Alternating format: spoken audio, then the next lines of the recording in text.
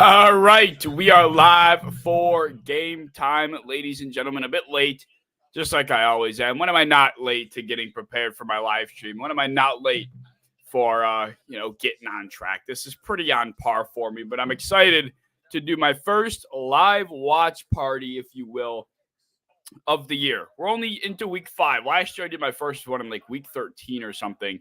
This time around, we're doing it right now, and it's going to be a good time. This is not the best game for Thursday night, but it's definitely fitting for Thursday night. We have the Commanders and the Bears. This was a matchup last year, actually, and to be honest, it's a lot worse. It was a lot worse. I think it's going to be a lot worse last year than it is this year. I think this year we're going to see a better matchup. Hopefully.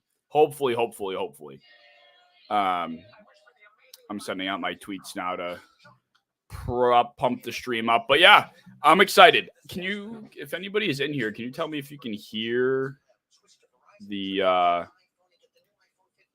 tab playing on my computer behind me? That would be helpful. I do want it to be heard.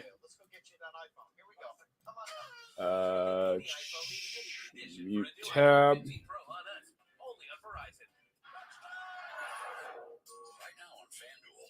Hop in. Arrow up. All right. I wonder if I'm going to be able to. Hopefully NFL Plus. I honestly didn't test this out. I'm really hoping NFL Premium Plus gives me this game because it's on Amazon. That would be really shitty. I don't know what I would do in that case. I kind of. Oh no, I can watch it. Stream live now via Prime Video. Can I do it?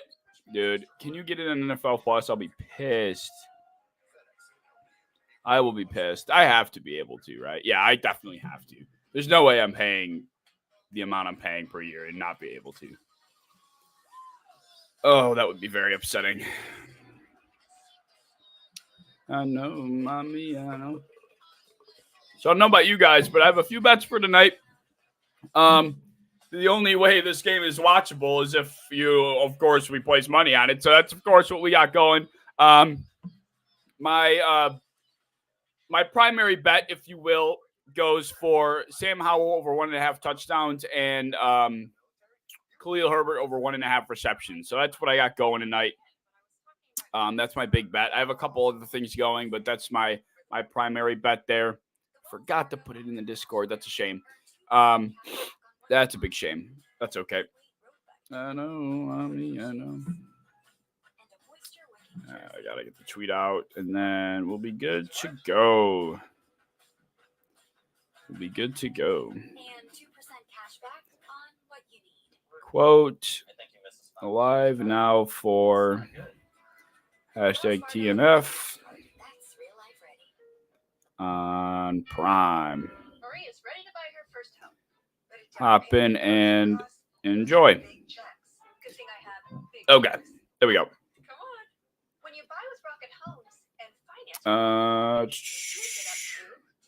Announcements. And then once the game starts, I'll have the not the right way to point. I'll have the ESPN Gamecast going right here. I got a nice little setup going. I'm proud of myself for what I put together here. My mishmash of a stream setup. Pretty proud of myself for what I got going here. What the hell is this? Getting the Bills. They're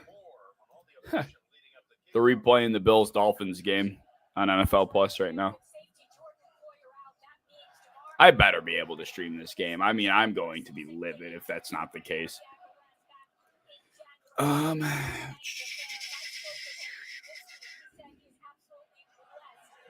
link.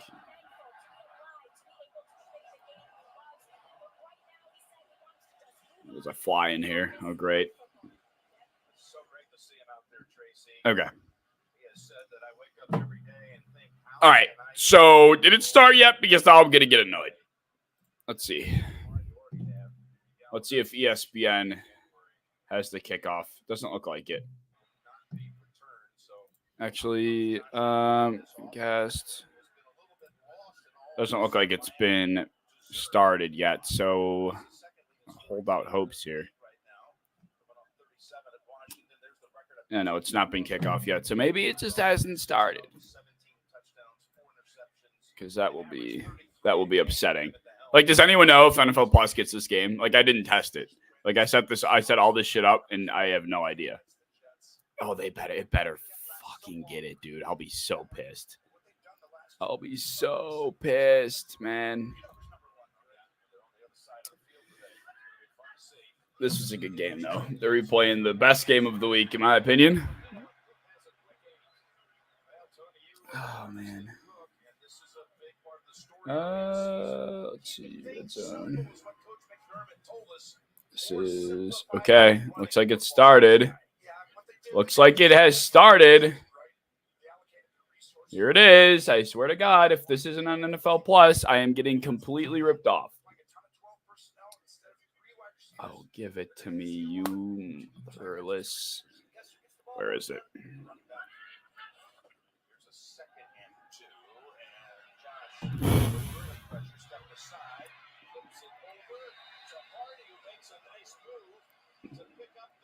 Come on. I should have looked this up. It's okay. We live and learn. It's available. Okay. We're good. We're good. Let me just get the game, and then we'll be good to go. Okay, where is it? Can you only watch it? Is that what it's doing to me? It's only on mobile? Oh, my God. I hate this shit. I think that's what it's doing to me. Oh, yep. He just missed Mooney deep. Okay. We'll make do. Oh, the game cast is ahead of my broadcast. I didn't think about that either. I hate the streaming shit, man. All right, here we go. This is what I wanted, though. Perfect. Luke Getsy. It's Luke Getsy. It's Luke Getsy. Unfortunately, this game cast is ahead. I might have to rid of it. Clear Herbert for a yard. Yeah, I think I'm going to have to rid of this here. We can watch the team statistics. Why? Oh, Chase Claypool's inactive. I'm going to say, why is he listed there?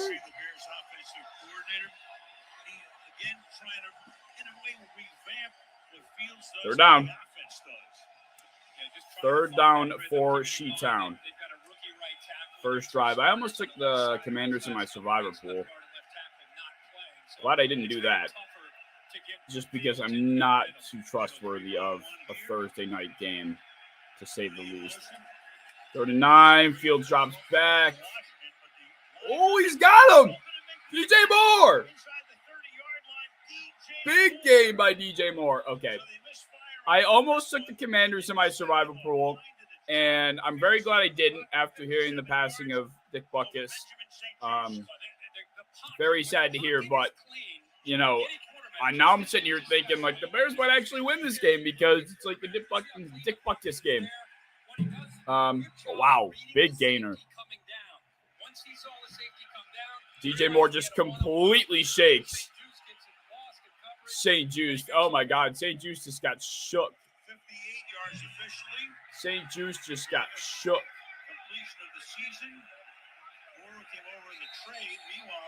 Wow. He just got dropped. Poor St. Juice, man. All right. I got to figure out how to rig this here. Wow. First drive of the game, Justin Fields has already got, what, like 50 yards passing? I think his line tonight was 193 or something like that. I think it was like 193, and now Justin Fields has 50 of those yards already. Good for him, man. Wow. Good ball.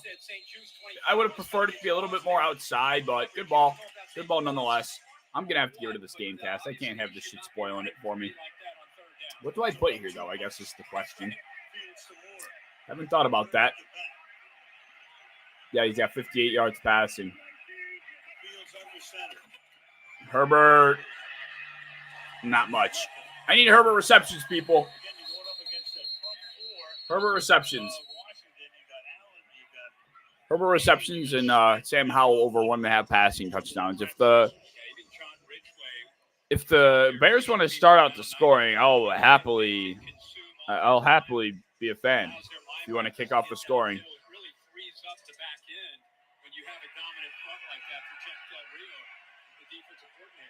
This Commanders defense has been kind of disappointing in my opinion. I don't think they've been exactly what I have thought they would be. Fields right on cue. I didn't think they'd be exactly what they thought they'd be, and they bring down Justin Fields. What's going on, Sparrow? Happy to see you in the chat, man. Happy to see you in the chat.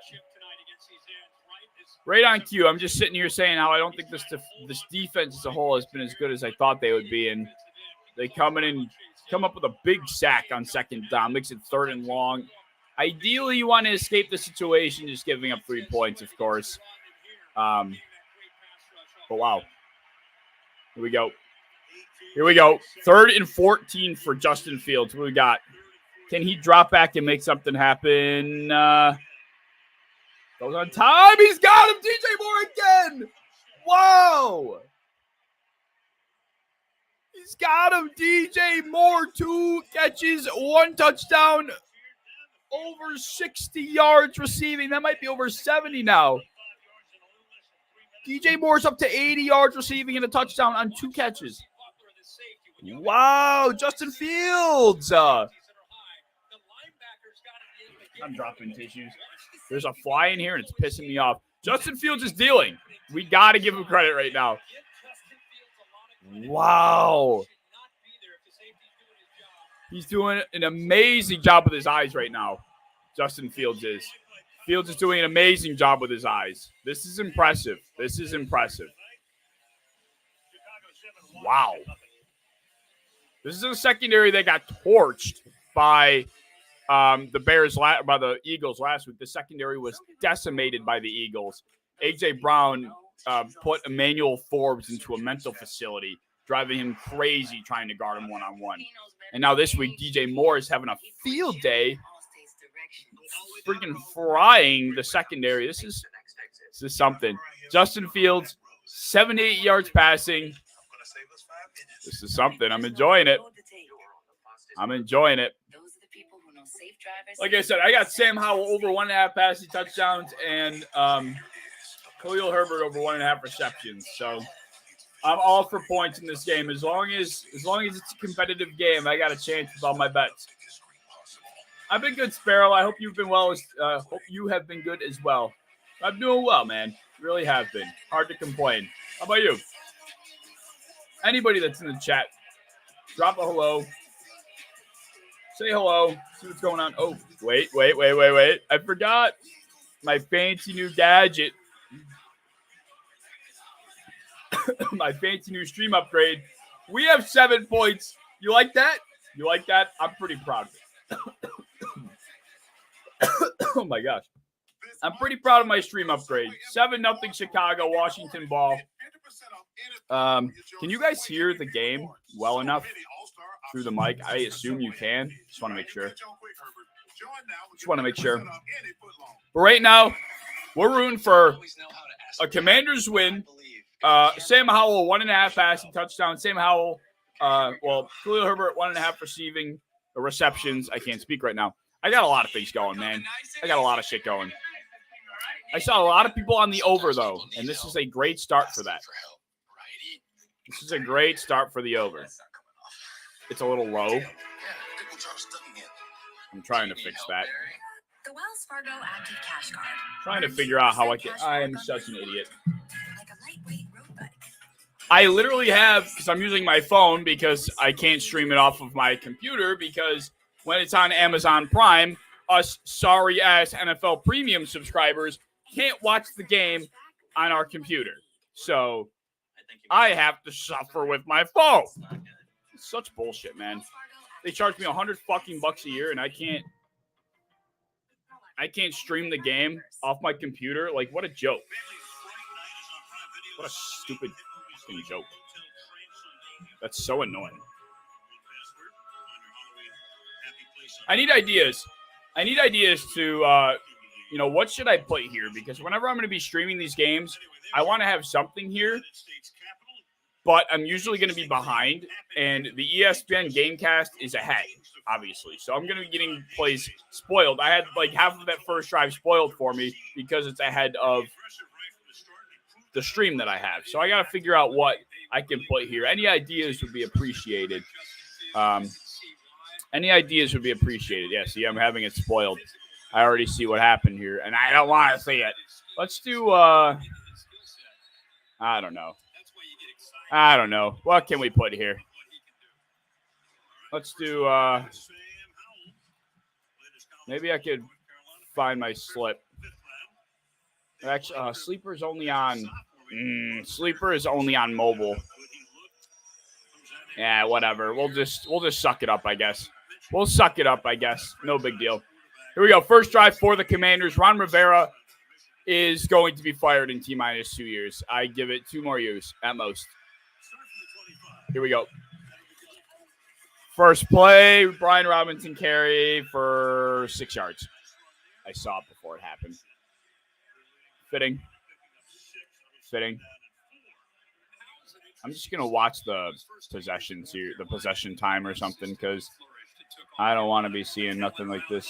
Nothing crazy. 2nd and 5. I'm going to guess that this is a run for 3 yards because the Gamecast spoiled it for me because I'm behind, but we're going to see.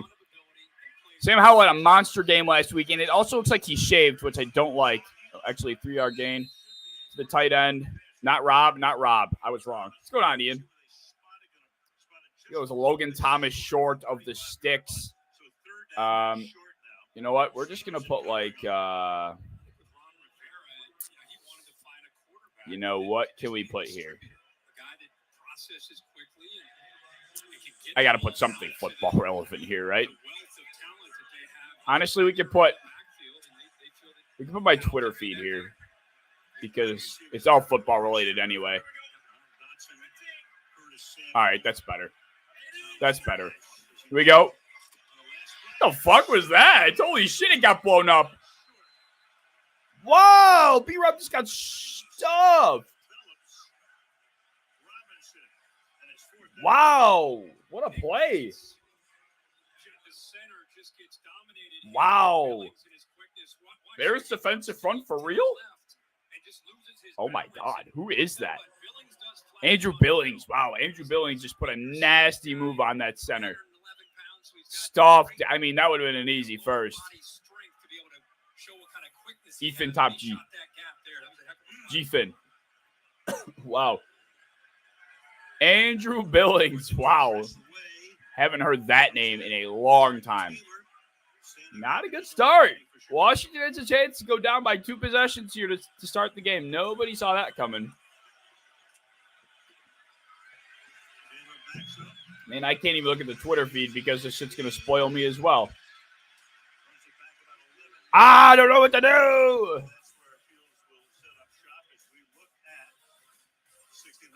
I don't know what to do.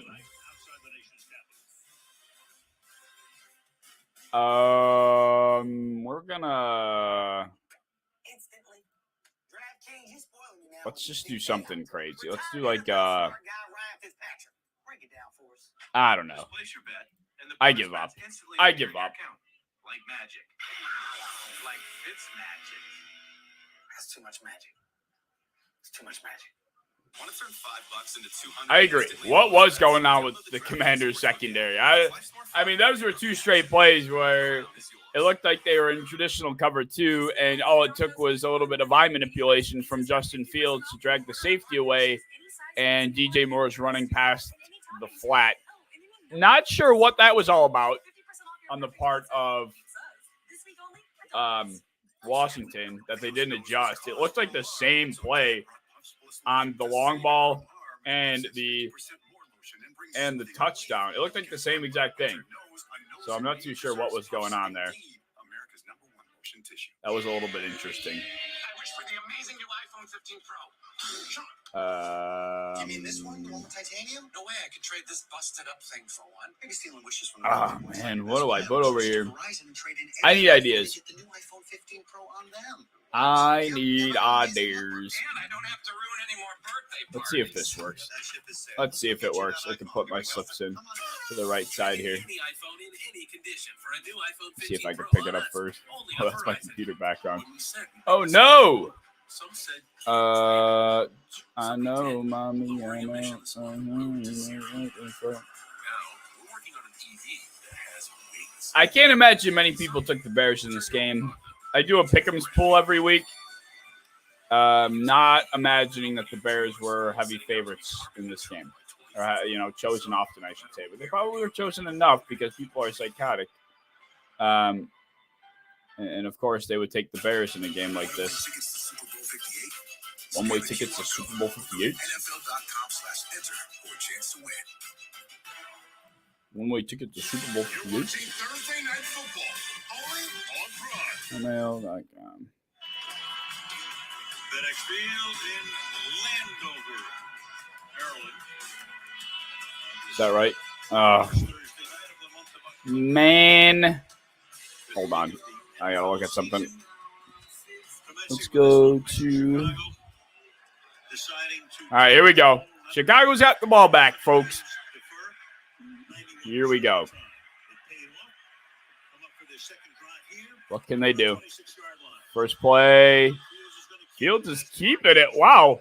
Have not seen much of that from this offense. That's really what they've been missing, is allowing Justin Fields to do what he's best at and run. I mean, that is what needs to happen. Obviously, he's being watched like a hawk when he drops back now, because that's where a lot of his success came last year, was just sprinting with the ball in his hands, following a drop back and breaking a couple of tackles. So now he's getting watched heavily. Now is when you need to start implementing the design runs, get his feet active behind the offensive line, rolling pockets, have him follow blockers to the edge. That's how you work Justin Fields' rushing ability. And now, ball out, first down. Who is that? Robert Tonyan. I'm wearing number 18. That's ugly for a tight end. And I also forgot he was even existing over here. Wow. I forgot he even existed. That's wild. Man, I don't even know about password. Man, I'm weak. I'm weak. All right. Twitter feed it is. I just won't upload it. I won't forward it, I guess. A lot of time. Ball out. What happened? My app just gave up. Looks like it was incomplete.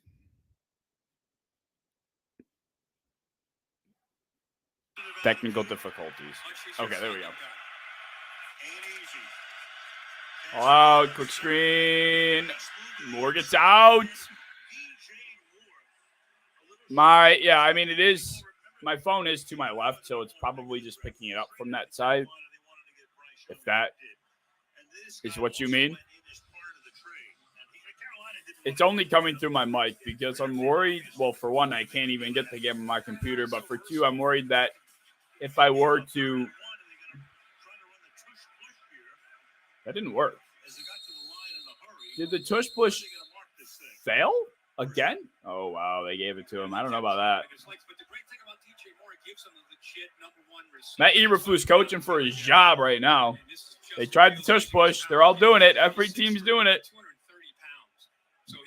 Oh, yeah. He got that easy. He got that easy. That was well executed. That's how it really should be run.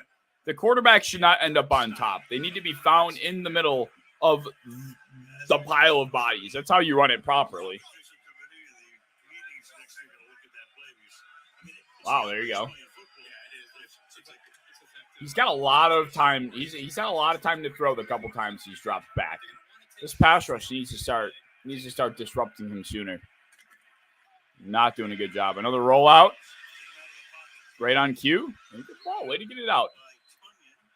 Fields is looking good right now. Got to give him credit. Got to give him credit. They need the Commanders' best chance. Their secondary just isn't good. Their best chance is to get disruption from their defensive front. Right there, Chase Young was right in his former teammate's face. Needs to get his hands up probably a bit sooner, but nevertheless, the pressure was there. Needs more. It needs to. This game's going to be won by that defensive front. Khalil Herbert, big hole. There he goes. He's gone. Oh, wow. That dude is fast. Khalil Herbert's a fast man. That's a fast human being. This game's really about to be 14-0. Holy shit. Wow. I mean, that was a beautifully executed play. That hole is huge. Shout out Khalil Herbert. Another rollout. You love to see it. Nothing's open. Gets rid of it. It's good. He was about to get absolutely body slammed off the backside if he didn't get rid of that ball. What a drive we have going here. The winners so far are the Bears offensive line. The Bears offensive line is the winning unit at the moment. 100%. Wow. Washington on fraud watch? I mean, how do you on fraud watch? Not the real per se, but wow. Here we go.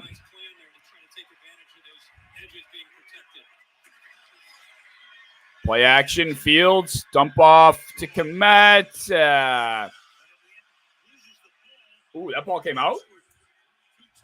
Ooh, look out. That ball came out. Oh, if that's Washington ball, that's brutal. Oh, wow. Chicago got it back. Wow. That could have been huge. That would have killed all the momentum that Chicago came up with. Oh, how did they not end up with that? It just fell right under Kmet. He is lucky. I don't love the tight end screen call there. I've never been a fan of tight end screens. Like, unless you have Travis Kelce, like, why are we running tight end screens? I've never understood the concept of a tight end screen personally. Empty set. Trips left. Kmet in the slot. Ball out. Goes right to him. He is unable to fight for the first. He tried. Good on the Commanders' defense to rally, because if Kmet only had one or even two guys on his back, he was probably forcing his way backwards. He's a strong guy. But able to collapse on it, able to get to the ball. They're going to kick. All right. I mean, not going to lie, you're 0-4. You're 0-4. I think you go for it. What is this, a 2-yard? Is this 2 yards? 1 yard. I think you go for it. That's just me. But they'll go up 2 possessions anyway. 10-0 Chicago. I get to update my fantasy scoreboard. How exciting. 10. How cool. Nope. Look at that. 10-0. Isn't that so cool? I'm proud of myself for that. Little cool stream configuration. All right, we can update the Twitter timeline mid-commercial.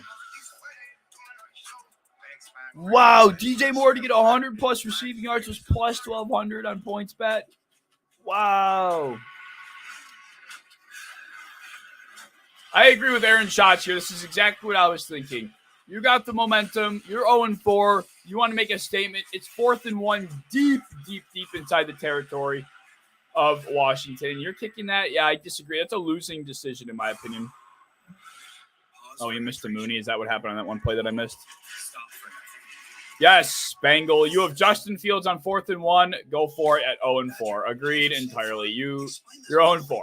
I think you got to go. Let's say these fries are your car. I think you got to go. And this burger is your home. This Andy Reid commercial is getting very old. I know the Bears didn't just kick that field goal. They did. Let's see what the 4th down decision bot has to say. Chicago is 4th and 1 at Washington 4. Quarter 1, 4:18. Recommendation, medium to go for it. We have the up 7. Go for it. Win percentage. I mean, it's a 3% difference. Win percentage if succeed. Ooh. Win percentage, field goal attempt, win percentage. Okay, so here's why they should have gone for it. This is exactly why. So you have a succeed percentage, or you have a percentage to win of 55% if you make the field goal, and which happened, and you have a 63% of a chance of winning if they go for it and get it successfully. And the difference between the succeed percentage and the fail percentage is exactly why they should have been going for that 4th and 1 there.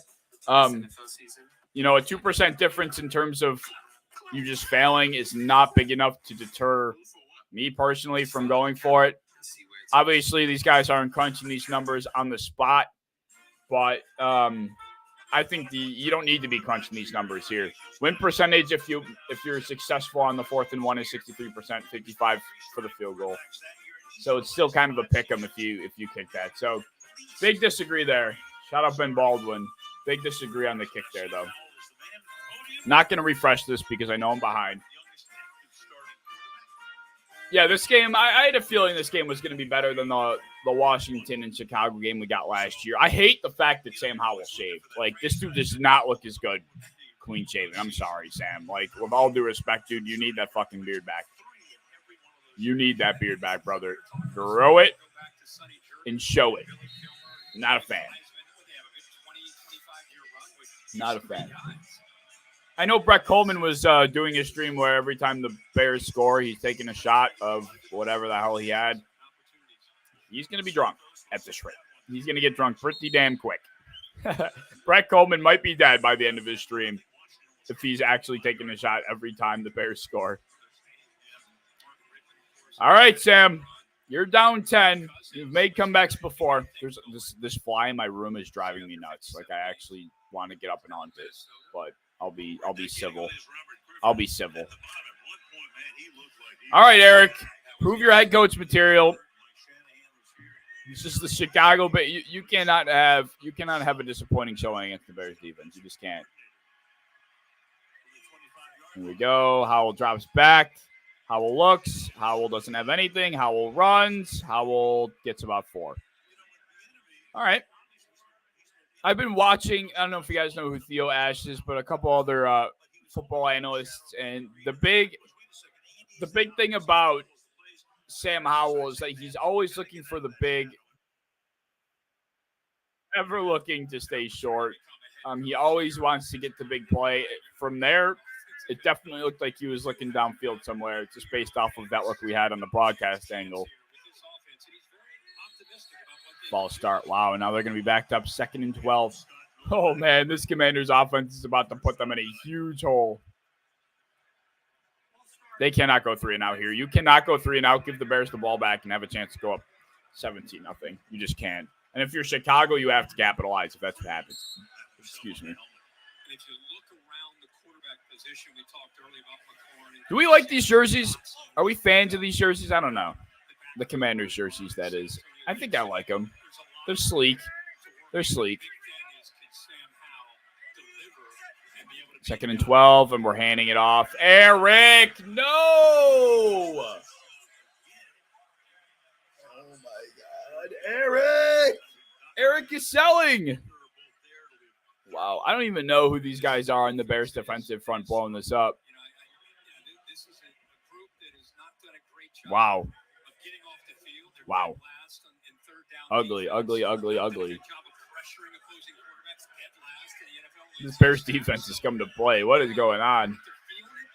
Here we go. 3rd and 11. Sam Howell, make your money, my guy. Make your money, my guy. They're humming. They're humming. He's got time, though. And he runs. What the hell, man? I'm so glad I didn't take the Commanders in my survivor pool. I almost did. I was thinking about it. Wow. 3-and-out again. This is such a huge opportunity for the Bears. This is such a huge opportunity. This is how they started last week.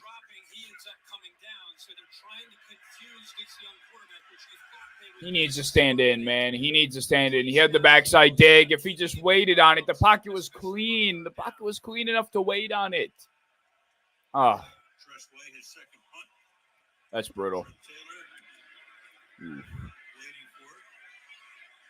What's he going to do? He's returning it, breaks a tackle, breaks a second tackle, and goes down for about 5. Wow. That's not the start you can afford if you're Washington. Not the start you can afford. The thing about Chicago right now is that their entire secondary is missing, like, all of their key players. Like, they are missing so many guys in that secondary. And the fact that we're seeing the struggle from Sam Howell, not exactly what we thought. The Bears, wow. We have a live ladder parlay. Fields 200 yards, Moore 50 yards. Fields 225, 70, and 250. Wow, that's nutty. That is nutty. I wonder what this rounds out to, because DJ Moore 100 yards is this the whole bet? There's no shot that Moore 70 and Fields 225 is only plus 365. Is that a true statement? That's wild. That's a wild start. Brutal decision by the Bears. Yep, I agree. That is exactly why Matt Eberflus is not a good head coach. But, good for him. They're up 10-0. I won't be that mean. They're up 10-0. But Chicago right now probably converts that 4th and 1. They probably score 7. They're up 14-0, getting the ball back after forcing a 3-and-out. They have a chance to go up 21-0 on the Commanders on their own home field. Now, that's a statement that would have been nice to make. Obviously, they can still make it 17. But there's a big difference between what they could have done by just going for 1 more yard. Got to be more aggressive. Got to be more aggressive. What is this commercial? Featuring Justin Jefferson.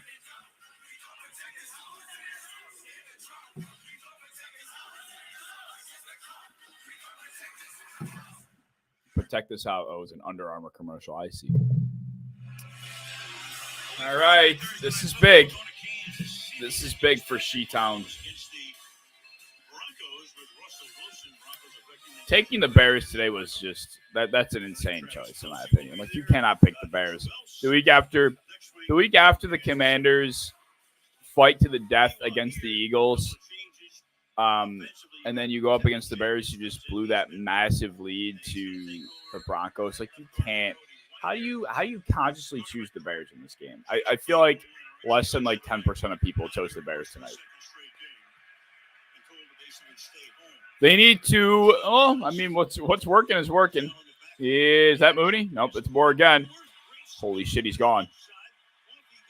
Oh my God, he's gone. Dude, DJ Moore is having it. You don't need Darnell Mooney when DJ Moore is feasting. This Washington secondary needs to pick it up, man. Man, poor Emmanuel Forbes. Emmanuel Forbes has been in hell. He guarded A.J. Brown last week, and now he's having to guard DJ Moore this week. This poor kid. They need to help him. They cannot keep leaving these guys alone with this rookie.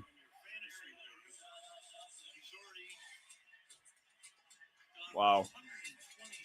126 yards, and the quarter's not even over for DJ Moore. Wow. Ooh, is Justin Fields back, baby? Is Justin Fields back? Here we go. 2nd and 5. After the 5-yard run on first down, which I didn't even acknowledge. Pitch to Roschon. Big gain, and Roschon just got absolutely killed. Holy shit, Roschon just got dropped. That's the story of this game, though. The Bears' offensive line is really winning this game. Really winning this game.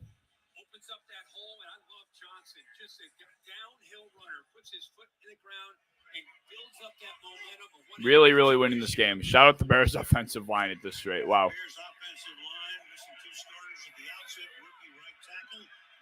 Where is...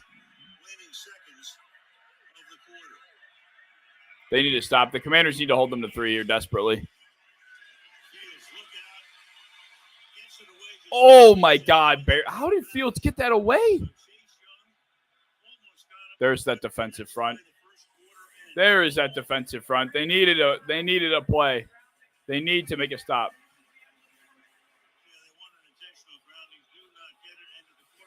Wow, what a quarter. Justin Fields, upwards of 120 yards passing in one quarter. DJ Moore having all 126 of those yards. Fields probably has like over 130 or something like that. But wow. Not a start we expected, and now they have a chance to go up 17-zip. 17-zip we have a chance to see here. I got to check my fantasy lineups because I think I have Justin Fields somewhere. Oh, fitting. I'm going against DJ Moore, though. Fucking course I am. Why wouldn't I be going against DJ Moore? That is just so on par for my year. And DJ Moore has 22 points in the first quarter. That's Tyreek Hill type shit. All right, so I have Justin Fields here. I'm okay with that.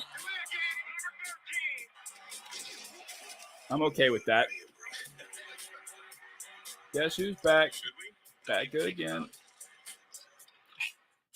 In our league, Ian, let me check. I gotta look. I was looking at my family league. I'll check who I'm playing in that league. But yeah, going against DJ Moore is probably not a recipe for success right now. Oh, I left DJ. I'm playing Brandon, Ian. I left Justin Fields out of my lineup in this league, though. That's okay. What do I got here? I don't know. I don't even give a shit, to be honest. Playing DJ Moore in this league. Fitting. I think everything else is pretty straight.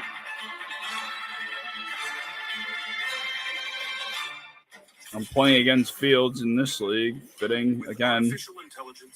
And then we have my last league here. I have Brian Robinson in my guillotine league. I'm going to need him to pick it up.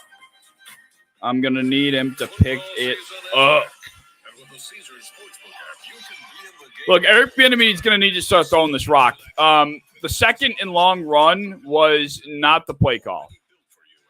Sam Howell needs to get comfortable. He needs to get Howell some easy completions. And the fact that, you take that false start, right? And then your play call is a run play. You got to get your quarterback comfortable. He's just been running every time he's dropped back. Not a good start. Not a good start. Justin Fields' first quarter. He's 8 for 12, 145, and a touchdown. And then DJ Moore's 4 for 126. There are a few players in the league running as hard as Roschon Johnson. Roschon Johnson just took a lick. Commanders just took the Eagles to overtime 4 days ago. This is why the NFL will never make sense. I don't even know why I bother trying to pick games anymore. It just doesn't make sense why I keep trying.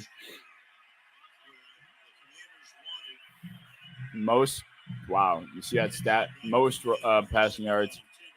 Roschon, flip. Another 4-yard gain. I mean, not only is their air attack operating properly, but their rushing attack when they've rushed it these few times has been working.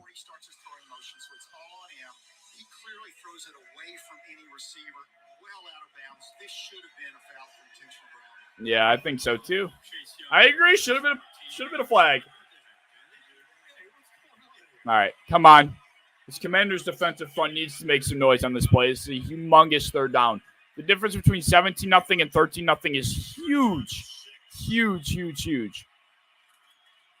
Fields gets time again. He gets cocked, though.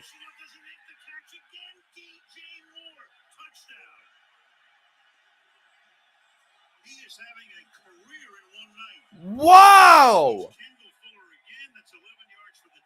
I mean, the defensive front did their job. They got to Fields. Shout out Justin Fields, man. This is that Ohio State level shit. That ball was gorgeous. Right where DJ needed it. Under pressure, Justin Fields stood in and delivered. Took the hit. Oh, my God, that throw is beautiful. I mean, that's beautiful. Shout out Justin Fields, man. fucking course. Like I said, I'm playing against DJ Moore in 2 leagues. This is so sick. This is so sick.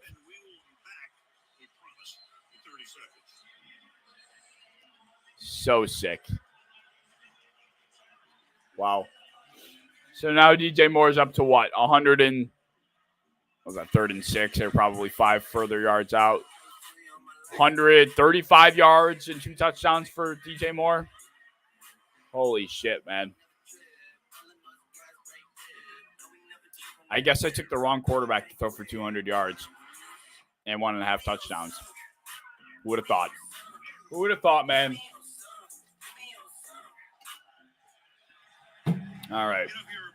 Well, like I said, this game could have been 21-0 had they gone for it, and they would have gotten it because they're averaging about 5 yards per play right now. So,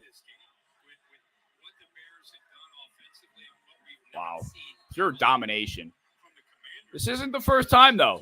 The Commanders went out there and were getting their asses kicked by the Broncos to start the game. Took a miraculous comeback. Against the Bills, they just flat out got their ass kicked. So this Commanders team has a tendency. They had to make a crazy comeback against the Cardinals in week 1. This Commanders team has a tendency of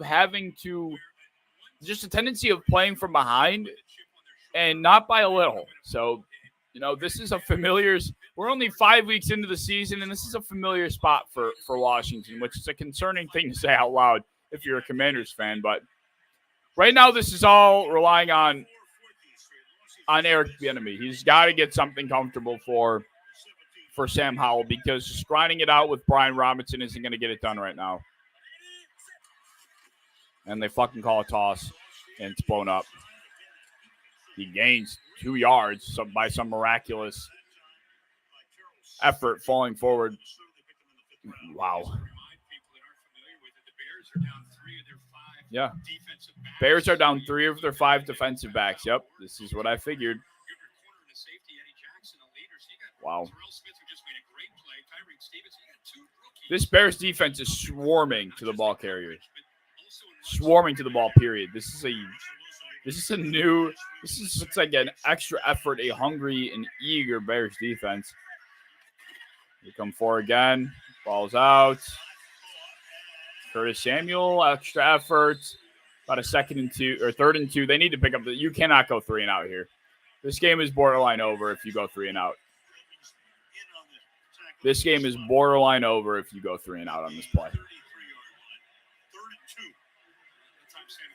They're gonna run it. If they run it again, they're. Oh my God, Eric Bieniemy needs to wake up. So does this Commander secondary, though, man. I mean, Kendall Fuller just got flat out beat. DJ Moore broke a tackle on the sideline after shattering Emmanuel Forbes' ankles. They left DJ Moore wide open on the first drive a couple times. Rollout, chop block.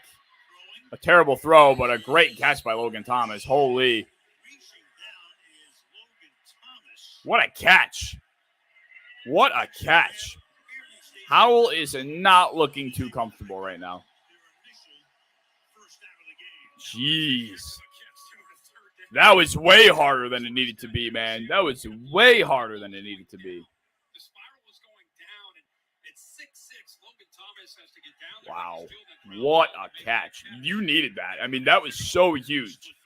That first down was so huge, and you need to move the ball.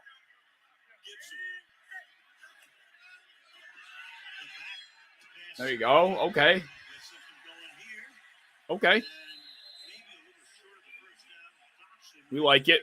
We like it. 2nd and short. You got to get rid of the first down runs, man. That has been a big wave throughout this league. We saw the Jets against the Patriots, I think it was, start doing the one drive that the Jets scored against the Patriots. They started to incorporate first down passes instead of first down runs, and it worked for Zach Wilson. He was able to get ahead of the sticks early. We saw them do it against the Chiefs. The first down passes are so integral because you get 1 yard on first down with the run, you put yourself behind the sticks. You put yourself behind the 8 ball. The importance of a first down pass and gaining 5, 6, 7, 8, maybe even the first down, it's becoming a common trend in this league. If you pay attention, the first down throws, just pay attention. The Bears are doing it in this game. We just saw a first down throw from the Commanders. First down passes are becoming a very common trend. Here we have a 1st and 10. Let's see wonder what we'll get here. Another pass. It's right out. Easy 5 yards. Easy 5 yards. First down passes, man. I'm telling you. Forgot to update my score again. Somebody's got to tell me, man.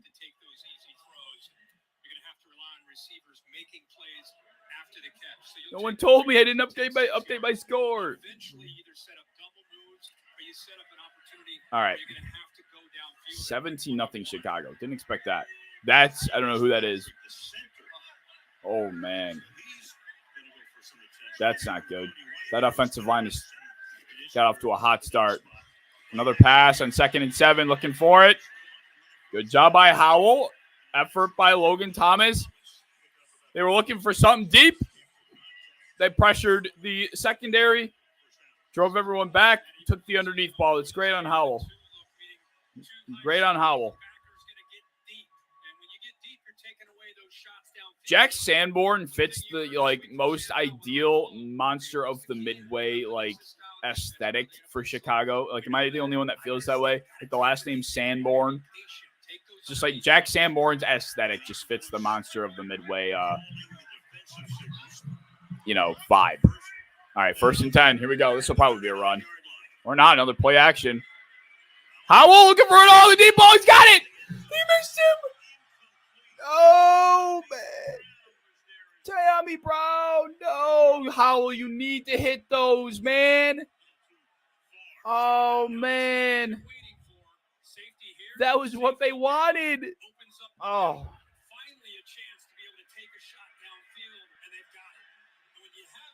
Howell.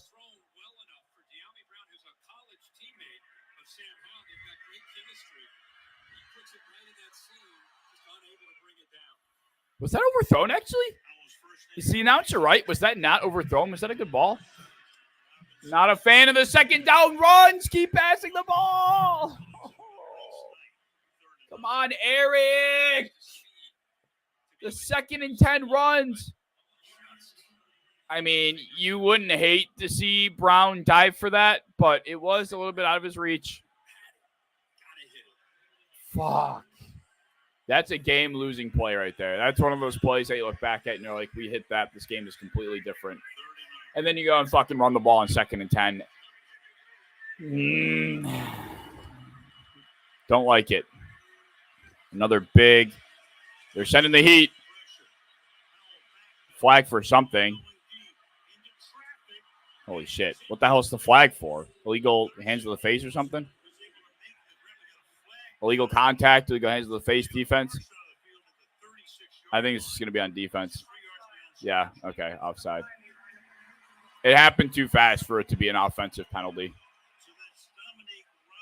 That's huge. That's huge. I see why Howell bombed it. I don't even know if he knew that it was offside. I think he kind of just was like, I'm getting rushed. I'm just going to throw it. This is big. You're at 3rd and 4. This is where I wouldn't hate to see a run. You're in no man's land. You can get a run of, 2-3 yards, make it 4th and 1, make it manageable. That much more manageable. You're not kicking here. You need yards. I would not hate a carry here to Brian Robinson. They're not. More pressure. Picked. Oh, my God, it got dropped. Is that another offside? It has to be another offside. How are these flags being thrown this? Oh, wow. Illegal snap. Wow. So that makes it 4th and 4. Are they not going? Sly's going to come in for a long field goal attempt. What? I don't agree with this. Your defense hasn't made a stop all game. Just emphasizing that. The only stop they made was technically a bad decision on Chicago's part. No stop has been made all game.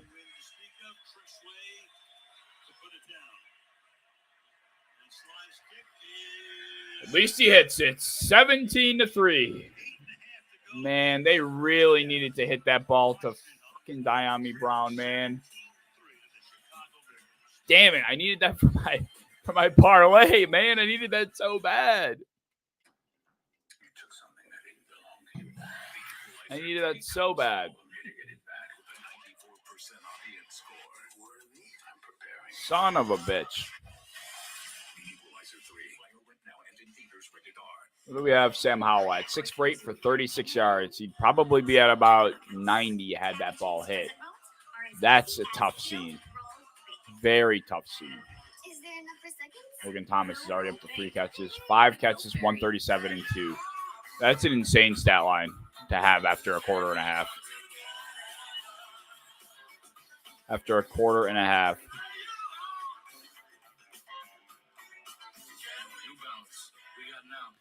I just love that I'm playing. I'm playing my girlfriend in fantasy. Of course, she has DJ Moore. Of course. Of course.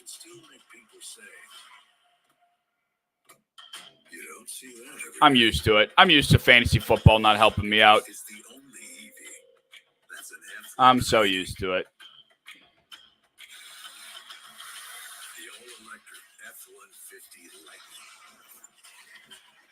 Wow, that missed by Howell. I don't know if that was a miss. Are we determining that a miss? Let's see if we can pull it up real quick. Let's see if we can pull up that ball. We have. Oh man, where is it? Here it is. The question I'm asking. Able to see it. Hold on. Let me see if I can make this happen. What can I do here? What can I do here? I don't know. That's going to be too difficult. Let's just see if we can rewatch it. I mean, is that a miss? Can you guys see it well enough? This is the ball right here. This is the ball right here. Is that an overthrow? Like, I mean, it is slightly outstretched, but you wouldn't hate to see a receiver make that play. Like, it's not an impossible play to make.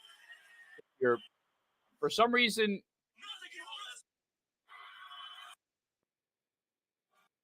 you know, I really wouldn't hate for that play to be made. I really wouldn't hate it. Slightly overthrown, sure. But the Commanders secondary, though, needs to figure it out. The two winners of this first quarter and a half have been, well, the winner and the loser of this first quarter and a half has been, the winner is the Bears offensive line. The loser is the Commanders secondary. They're losing in bump and run in the short man coverage game. They're not able to play zone right now because guys are just confused. They're leaving people open.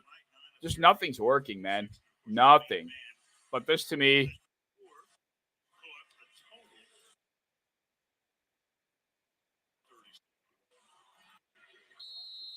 here's the ball right here. You really wouldn't hate to see that ball caught. I mean, yeah, I would say that needs to be caught. It's a good enough ball to run under. Dive if you have to. It just looked like he tried to run under it instead of really just get to the ball. Like, I would understand, you know, trying to run under it if you still had 40 yards of field to go. But you don't. You're in the end zone. Dive. Like, lay out just a little bit. Like, he didn't have to lay out very much. He just needed to get there, which he was an inch from it. It's a big drive. The Commanders' defense needs to step up. I thought this was going to be one of the best units in football this year, and they have been the opposite. They have not been good. Big series here.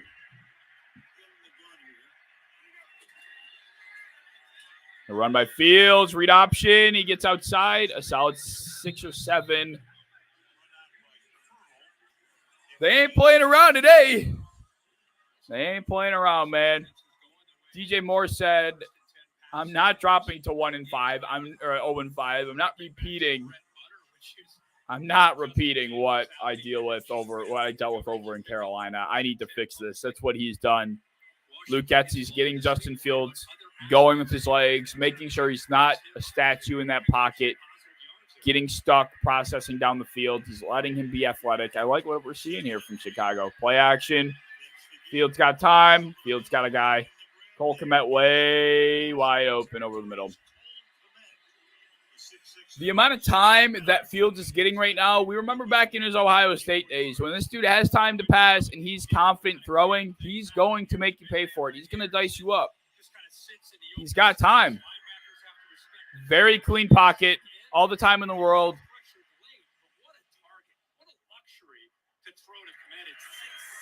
Cole Kmet's having a career year. Literally. Literally.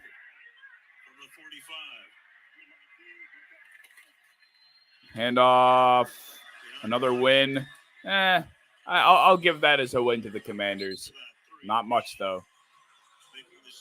Not a big win. The Commanders need big wins here. 7 minutes left in the half already. I feel like this game is flying.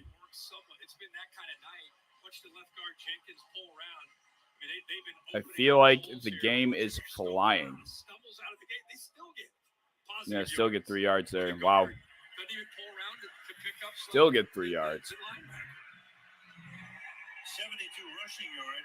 72 rushing yards, 200 passing yards. This is an offensive statement. Fake pitch. Fields. I don't know what was going on there, but I thought it was going to get picked for a second.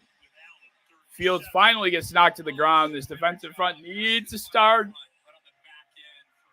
pulling those motors. You need to start getting pressure consistently. You need to disrupt Justin Fields' rhythm right now because he is too comfortable. He's got too much time. They need to start disrupting.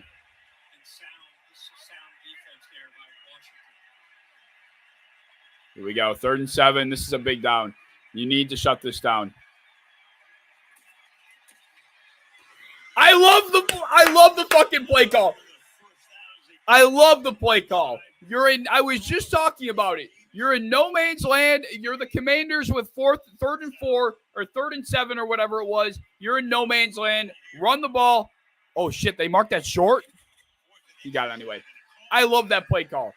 The Commanders had the same opportunity. What did they decide to do?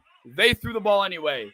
Bears find themselves in no man's land. You're considering 2 downs here. You're going to go for it here. You have 2 plays. You're going to run the ball. Try and either get half of it back or make it more manageable. I love it. I mean, that is exactly what I was looking for the Commanders to do on their opposite drive. Right now, the Commanders, I think, they're getting outplayed, outcoached. The execution is better from the Bears. Eberflus is coaching for his job right now. You can tell, even though he made the wrong decision of kicking that field goal. That's getting swung. Missed. Equinemius. Still need to hold them to 3 here if you're Washington. I mean, ideally, you wanted to not even allow them to get any points because that just washes out the offensive possession you had, but wow. 254 yards of total offense from Chicago. Suddenly, they're looking like the offense that we all thought they would be this year with DJ Moore, or a lot of people thought they could be. This is something. 2nd and 10. You need to keep them behind the sticks on this play if you're Washington. High snap, goes to Herbert. Huge hole. He's short. 3rd and 1. The defensive front for Washington is getting washed like a fucking bunch of dinner dishes, man. They're getting cleaned out. Steamrolled. Look at the left side of this line work. Get the double team on the defensive tackle. Shut out Chase Young. The hole's wide open, even off the bad snap. Oh, I mean, that snap was terrible, and the hole was still wide open by the time he corralled it and got to the field. Here we go. Tush push again. They try it again, and he's going to get it. The tush push, are we 3 for 3 on tush pushes this game? After all that whole week talking about how the tush push doesn't work for other teams. Maybe the Bears figured it out. They do it right. Like what I've seen other teams struggle with is their quarterback ends up on top of the pile. You want him in the middle of the bodies. You want a layer of bodies on the bottom. You want the layer of bodies on the bottom. You want the quarterback in the middle, and then another layer of bodies on top pushing. Because you don't want him to be on the ground. You want there to be extra push available. Fake draw. Holy shit. And there he goes. Finally sacked. I don't know if that was a fake. I don't know if that was an intentional fake on the screen pass or what. So we killed the Commanders and they took the Eagles to overtime, and now they're getting crushed by the Bears. What is this league? I don't know. I wish I had an answer for you, Raleigh, because I am getting sick of trying to pick these fucking games. I'm getting sick of it. It's just impossible. It's purely impossible. It makes no sense. This is a big stop. The Commanders need to hold them to 3 here. Ball out. Is that Kmet again? DJ Moore and Kmet are having career games right now. 3rd and 10, clock running. 3rd and 4, clock running. This is huge, man. This is so huge. 12th play. I mean, this is... If the Bears offense actually looks like this on a consistent basis, I'm scared of Chicago. This offense is too dynamic to not be. And if Fields is in his bag as a passer like this, he's playing for his life. Both Eberflus and Fields right now are playing for their lives. Snap on 1. Top of his drop. He's airing it out. He's got Mooney! Are they going to throw that? Oh, my God. I thought he got there early. He had a step, too. He had a step. St. Just. Finally, this Commanders defense makes a big play. This Commanders secondary, more specifically.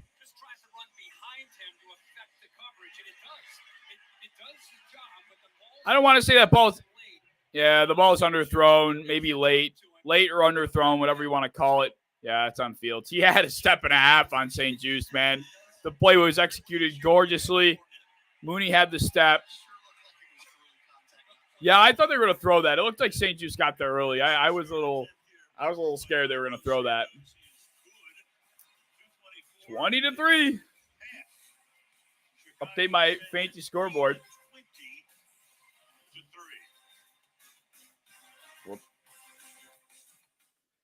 20-3. This is such a huge drive for Washington. I think they get the ball at half. So if they're able to score here, make it 20-10, and then make it a 1-possession game coming out of half, this is their chance to come back. Last year, they didn't look awful near the end of the year, but definitely need a lot more to win. I think Fields is talented, but isn't utilizing what he has in his players. I think his offensive. I think Luke Getsy has been struggling to utilize the weapons he has, specifically in Cole Kmet and DJ Moore. But obviously, the formula to winning, if you guys notice, when teams get in very desperate situations, which the Bears are in right now, the offensive formula is to get the ball to your best player, and that's obviously been what's happened as they've been feeding DJ Moore profusely. We saw the Bengals end up in a situation where they were 0-2 against the Rams. Jamar Chase had 14 catches. Then we have, who else is a good example? We have the Rams against the Colts. This is a game where they're 1-2, don't want to drop to 1-3. I believe that was the scenario. They feed Puka profusely. The goal to win these games offensively, when you really need to make something work, is you throw the kitchen sink at the opposing defense with your best players. Yeah, the Bengals are an entire disaster, to be fair. They should have sat Joe Burrow for the first 2 weeks. That's what should have happened. But they didn't, and now not only are they risking Joe Burrow's re-injury, but now they have no choice but to play him because they're at risk of missing the playoffs, despite the fact that he played anyway. They might as well have played Jake Browning for weeks 1 and 2 because they would have had the same record regardless. Obviously, it's easy to say that in hindsight, but the first few weeks, if I'm being entirely honest, the first 3 weeks of the season really, they matter, but they don't, especially the first 2 weeks. The first 3 weeks are important. You do not want to start the year 0-3, but 0-2 it's really not the end of the world, especially when you're a team like Cincinnati. You are able to, fire it up. You're able to get it going at any point. Your offense is a well-oiled machine typically. Your defense with Lou Anarumo is going to get the job done. Like the Bengals could have afforded an 0-2 start with Joe Burrow out to allow them to get healthy. But they play the Cards this week, so maybe they get by them. But, yeah, I mean, I wouldn't even say the Cardinals are an easy game. They're not. I mean, the Cardinals have been playing everybody that they've had on their schedule tough. They almost beat the Commanders week 1, where the Commanders had to fight in that comeback. Week number 2, they played against who did the Cardinals play week 2? Was it? Oh man, I can't remember who the Cardinals played week 2. But then week 3 they played Dallas and beat Dallas, and then in week number 4, or no, it was the Giants. That's right. The Cardinals had a lead over the Commanders, blew it and lost. They had a lead over the Giants, blew it and lost week number 2. Week number 3 they beat the Cowboys, and then week number 4. They just dropped this one to the 49ers. So, and that was not a sweep either. Like the 49ers did not just easily take care of business. They were hanging around. The Cardinals, I might pick the Cardinals to win this week. I haven't gotten to that point yet, but I might. Holy fuck, he threw a pick.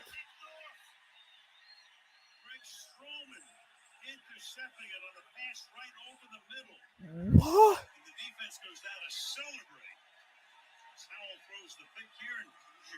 This game's over. This game's over.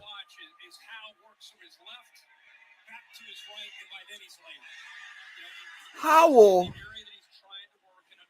The Bears have 3 of their top 5 defensive backs out. Yeah, Howell's just not in it right now. That miss to De'Ami Brown, I'm gonna say it all night, but that miss is so big. If Howell hits that, not only are they in the game right now, but the confidence is so much different. Right now, Howell just doesn't have it. His mindset isn't right. He's in an improper headspace. That was such a huge ball, and it just didn't get completed like it needed to be. Oh, my God. I needed a Khalil Herbert reception, and that got batted at the line. Are we fucking serious? Sam Howell reminds me a lot of Josh Allen, if I'm being honest. He's a guy that wants the big play constantly. He's a guy that when he's knocked out of when he's put in the wrong headspace, he tends to make more decisions than he does tend to bounce back. Sam Howell really reminds me of Josh Allen in many ways. I don't know if that's a hot take or not, but wants the big play constantly. He gets applauded for taking the underneath throw. Makes bad decisions when things are going wrong and things compound. Wow. This is a horrible start. Was that 1st and 10? Did he throw that pick on 1st and 10? I mean, did they even get a play off that drive? They needed that so bad. This is embarrassing. But, hey, this is what happens.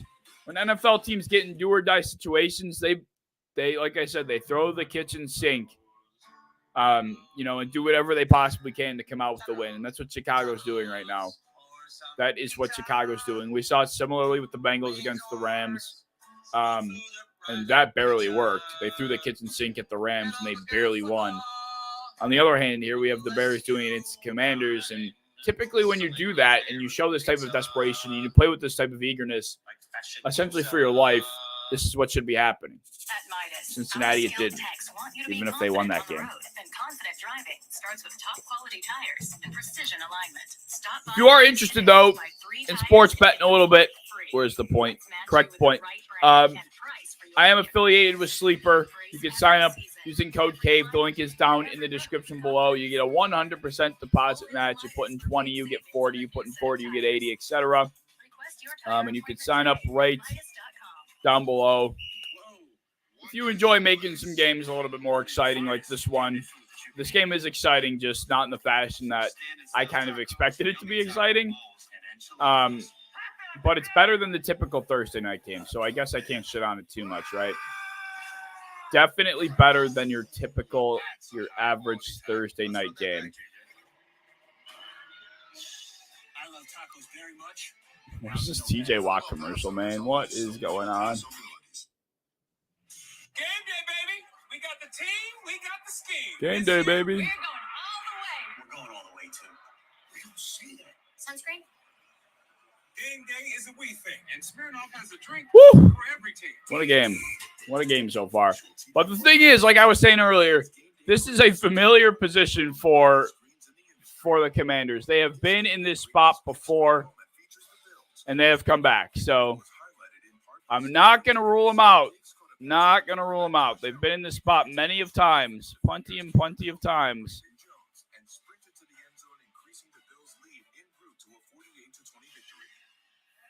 They've been in this spot plenty of times, man.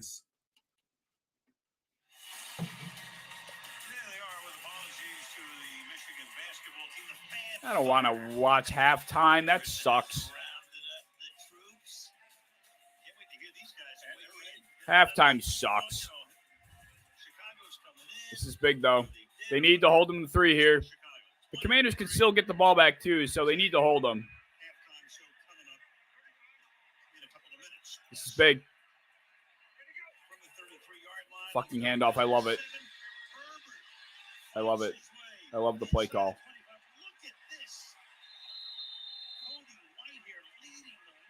Again, Getsy did the same thing. Getsy did the same thing. They're in striking distance. They're deciding, you know what? We'll run the ball. We're treating this as if we have 2 downs left. We'll see what we can get with the carry. If we don't get the first down, we cut it in half. We make it more manageable, and then we can make the decision from there. I love the play call. And the way they're running the ball, hell, man, run it. Run. I love it. I don't care about this graphic, Amazon Prime. They're about to snap the ball. You fucking idiots. Another run. Comes Herbert on the edge. Out of bounds. But we saw the Bears in this position as well last week. We saw the Bears in a very similar spot. So both of these teams in somewhat familiar scenarios, somewhat familiar situations. The second half is going to be a good one. It's going to be interesting. It's a game changer. I mean, it's what Luke Getsy. I mean, anybody wants to run game, right? But especially this system and their quarterback. It's because Howell shaved. That's why he's sucking. It's because Howell shaved, man. Shouldn't have shaved. Feels empty set. He's going. He's got the edge.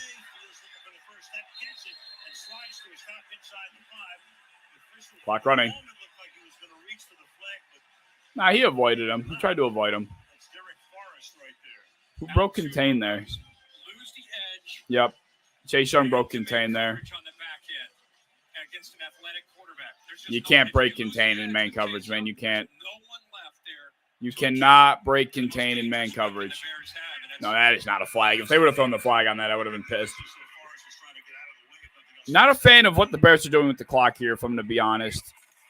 He drops back all the time in the world. Reads and throws. Cole Kmet, touchdown.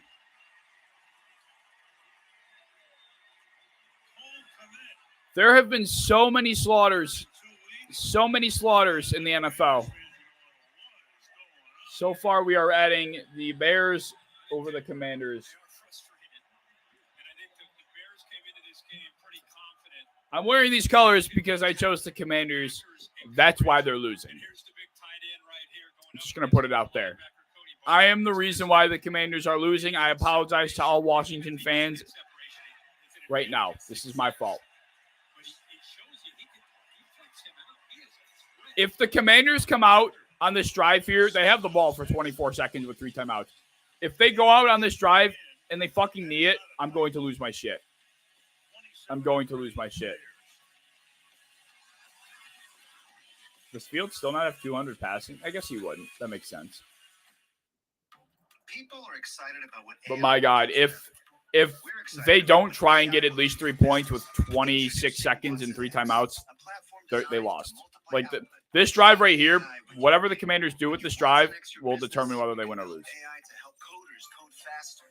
customer service respond quicker, and Wow, employees handle this is repetitive shocking. tasks in less time. Let's create AI that This is shocking. transforms business with Watson X. IBM. Let's create. Hi, Mom. Kelly, Rita, and I just. This went is on our very, very Carnival shocking to cruise. say the Hey, look, least. That's me there in the middle. And we just really found ourselves. Yeah, I mean, if you're a Commanders fan, what are you thinking right now? If you are a Washington Commanders fan, what is your thought process? Kelly's thinking about getting piano lessons. I mean, are you sitting there like I'm getting really freaking out about, Anyways. like, how do you feel right now? I think if you're a Commanders fan, are you more upset with the offense or the defense? I think I'm personally more upset with the defense because that's the unit you expect more from. Your quarterback is young still. It's his first year starting. You have a defensive front that's supposed to be one of the best in football that are making a bunch of mental errors, getting absolutely flushed and washed at the point of attack. The secondary is getting scorched by just DJ Moore and now Cole Kmet. I mean, Cole Kmet is feasting as well. He's probably up over 50 yards. Let's check it out. Cole Kmet's got 42, so you're getting feasted on by two pass catchers and a quarterback that people were saying wasn't even NFL caliber anymore. Wow.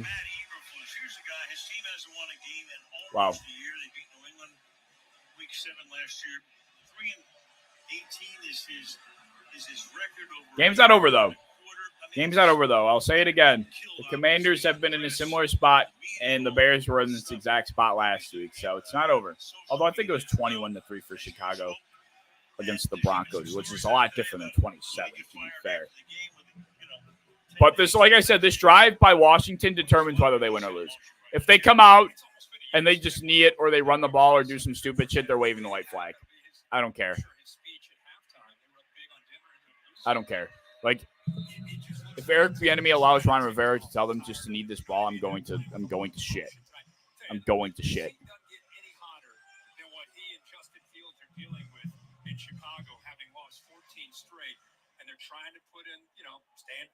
Here we go.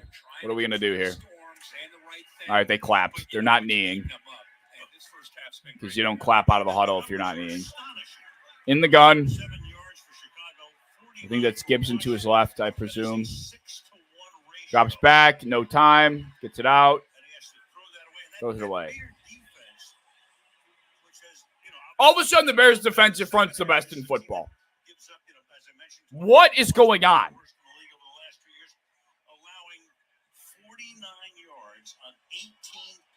I forgot Yannick Ngakoue was on this team. The biggest Bears fan couldn't have expected this. I mean, this defense has not been able to win the line of scrimmage all year. Yeah, literally. Able to apply pressure. You just saw Javon Dexter come in, 99s, and look, he gets pressure. Strowman had that interception. He started his career here. Dump off to Gibson, and he gets out of bounds, I guess. Horrible, man. What's up, information? This is an ugly one. An ugly one in a fashion that I did not expect. That is absolutely for sure. Bears plus 6 bettors are reeling. Yeah, I mean, the fact that the Bears are locking up, with 3 of their 5 defensive backs out, and this defensive front is just winning the line of scrimmage each and every down, it's pretty crazy. Gibson again. And that's going to be your half. Oh, they called the timeout, I guess. Sure, cool. All right, so the good news is the Commanders didn't come out and just knee the half out. They tried, which is what I like to see. It didn't go anywhere, but they tried.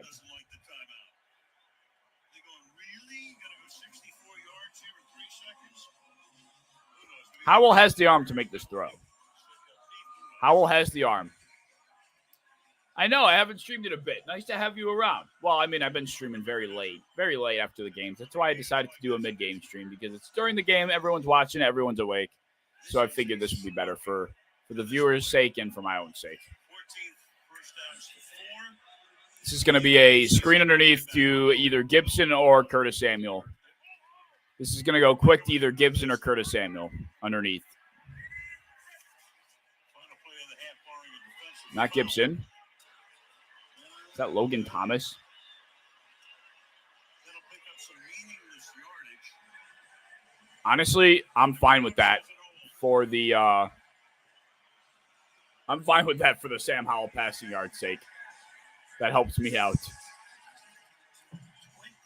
27 Wow. to 3. Who had this on their Coach, it seems like Who had this happening, huh? Why? Really, they've been working hard on detail. And that's I'm going to screenshot this for the sake of that last week. having it. We're seeing it tonight. And, Just in case. gotta finish the game the right Just in case this comes in handy later. Will you tell your team at the half? The Bears at halftime have a 96.8% chance to win. I'm keeping that handy. Just in case. Keeping it handy just in case. Okay, that pass was actually huge for Howell's passing yard sake. Oh, man. It's going to be a good second half, man. It is. I'm keeping that on hand, though.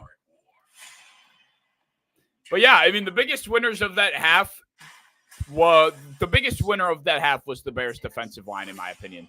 Or the Bears' offensive line, rather. The Bears' offensive line is winning at the point of attack every down, whether it's a run, whether it's the tush push, whether it's the pass. Justin Fields is all the time he needs to diagnose, progress, and deliver. The receivers are winning in the secondary. You know, Justin Fields barely even needs time because the receivers are winning every rep, but he's getting all the time he needs. And then whenever they need to run the ball, the Bears are winning. So credit to as great as Justin Fields is playing, as great as DJ Moore is playing, the biggest winner of that half, to me personally, is the biggest winner of that half to me is the Bears' offensive line. I rested Fields in fantasy. That sucks. I have him playing in one league. I benched him in another. But yeah, that's the biggest winner of that half, in my opinion.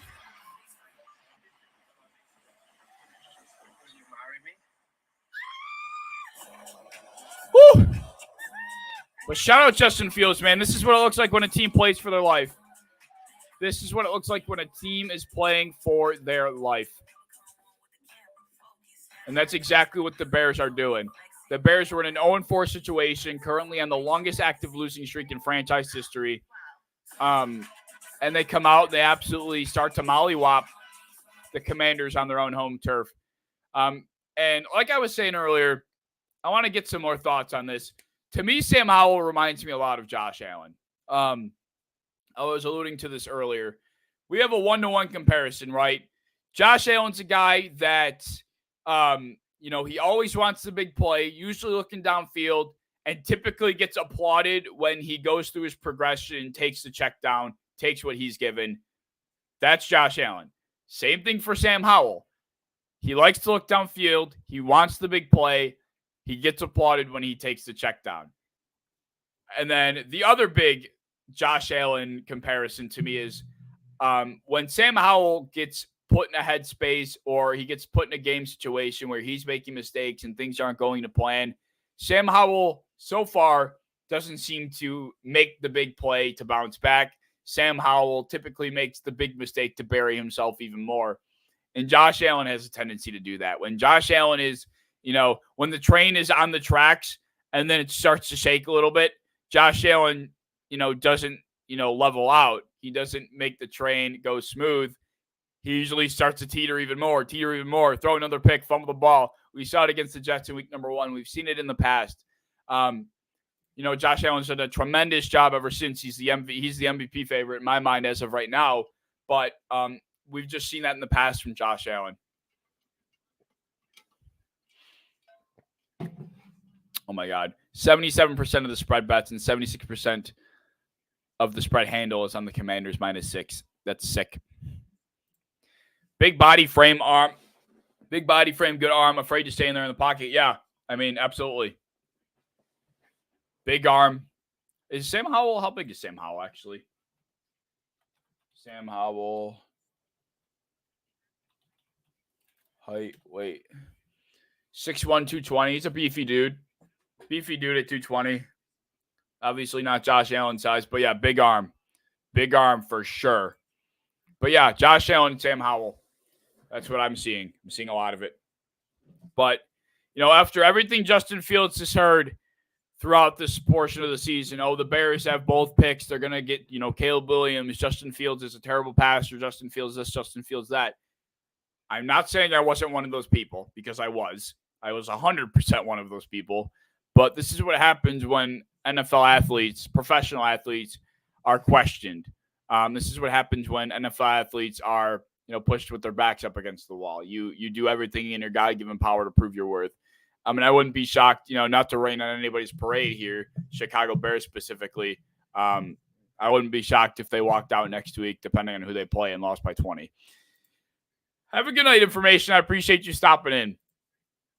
But this league is weird, man. You can't predict it, and I'm sick of trying to. You have the Bears at 0-4, blew a 20-plus point lead or whatever it was to the Broncos last week. Meanwhile, the Commanders played the Eagles, who were the runner-up to the Super Bowl, all the way down to overtime. And now you get Washington on their own home field against the 0-4 Chicago Bears, who everyone is deeming to be the worst team in football. And suddenly, it's 27-3 out of nowhere. Doesn't make sense. The league is weird, man. The league is weird. I have to take a shit so bad. Oh, my God. I might go. It's halftime. I really might go. I'm struggling that much. Would that be bad? I'll be right back. Do I have anything to play, video-wise? I don't. But I really, really have to go. Oh, my goodness gracious. 27-3. Who would have thought? Who would have thought? And, of course, most of my parlays are basically dead. So, not shocked. Not shocked. I'm just so used to it at this point. I'm just not built. I'm not built like that. All right, honestly, for the four of you here, I hope you're still here when I come back, because I really I can't hold this, bro. My stomach is not happy. I'll put the sound on loud here for the game so you can hear it. I'll be right back. And someday we'll turn your old Honda into your brand new Honda. Because we are a company of dreamers setting out to be carbon neutral by 2050. So, no matter where we go, we're going to keep dreaming. I don't know Jake from State Farm, but just imagine Mahomes and my auto. Best bundle in the league, baby. Man, why can't Patrick change his name? It could be Kelsey, and Kelsey how much you can save by bundling home and auto. Yeah? You make the letters smaller. Oh, auto, let's go. Come on, model, let's get it. Put your jersey on. Bundling. Just another way to save with a personal price plan. Like a good neighbor, State Farm is there. Next week, we're heading to Kansas City for Broncos Chiefs. We don't know if Taylor Swift will be there, but we do know TNF in the shop will be part of the action. Here are LeBron, Mav, and Paul Rivera to tell you what to expect. We're back. Crew is back. Thursday night football in the shop. Shout out to Al Michaels, Kirk Herbstreit, Amazon Prime for having us back. Thank you. October 12th, we'll see you, KC and the Broncos. Oh, man, I can't wait for that. Anytime you say KC, first thing you think about is Pat Mahomes, of course. You add Travis Kelce, you add the big guy calling the shots, and it's in Arrowhead, too, one of the craziest environments to play in. So what we got from the Broncos, though? You got to find out if Russ and Deshaun are going to work out. We're going to talk about the shot. You never know who's going to stop by. By the way, Travis, you still owe us an appearance. We talked about this. Thanks. We'll see you on a bye week or the offseason after you win another Super Bowl. But in the meantime, we will see you October 12th on Amazon Prime in the shop. Yes, sir. I tell you what, I'm glad we get the shop back, huh? We got them, we got Magic Johnson. Oh, man, this is great. But I can't wait to get back out to Kansas City, see how they keep evolving as a team. I do not think they played their best football yet going against the Broncos. It'll be a great game. Okay, that was so, I can't even express to you how necessary that was. Okay, okay, I feel a lot better now. I feel a lot better. Let's see what the Twitter feed's talking about. What the hell? Amazon Music Live tonight following Thursday Night Football. 2 Chainz and Lil Durk. Uninterested. Oh my God, hold on. For All the Dogs track list. Virginia Beach, Amen, Calling for You, Fear of Heights, Daylight, First Person Shooter, I Don't Give a Fuck, 1969 Santa, Slime You Out, that song was terrible, Bahamas Promises, Tried Our Best, Screw World Interlude, Members Only, Drew a Picasso, What Would Pluto Do, all the parties, 8 a.m. in Charlotte, you know the time, you know the songs. Oh yeah, that's what that says. You know the songs with the timestamp go crazy with Drake. BBL Love Interlude. Are we fucking serious, Drake? You're 37. Gently, Rich Baby Daddy. Another late night. Away from Home. I'm really scared. Like, if you're, I don't know how many Drake fans are here right now, but I'm scared for that. I'm scared. I'm terrified. Drake is in a similar situation as the Chicago Bears right now. He's 0-5. He needs to win. This album is that. What's going on with Jonathan Taylor here? He speaks. As long as he's anti-mum for the fall, that's okay. We have way too many mums. Stay strong. They are necessary. I don't know what that means. From Tyler Dunn. Let's see what the article writes. Yeah, I pay for it, NFL, and I can't watch it on the computer. Indianapolis Colts spoke to reporters Thursday for the first time. Taylor emphasized multiple times his return to the practice field was because he finally felt healed from the ankle surgery, and he declined to discuss his trade request. The number one thing that's changed is I'm finally able to step back on the practice field. Like I said, it's a big day. It's a huge day. You've got nerves. You're anxious. You want to do well. You've been working so hard. You could simulate as many things as you want, but nothing simulates football being, football, but playing football. I've been around, like I said, the number one goal is to get me healthy. So I think just being in communication with the training staff and getting everyone on the same page is pretty much important. Though he sounded eager to return, the former All-Pro was predictably evasive on his return to Indianapolis, especially with his rookie year expiring. He's going to play. Jonathan Taylor has no leverage, ladies and gentle folk. None. Zip. Zero. Zilch. He's going to play. I'm pretty confident in that. Pretty confident. The Chicago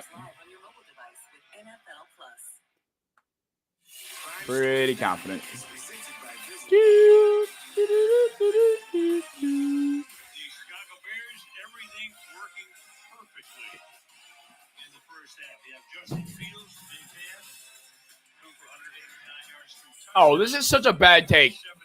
This is such an awful fucking take.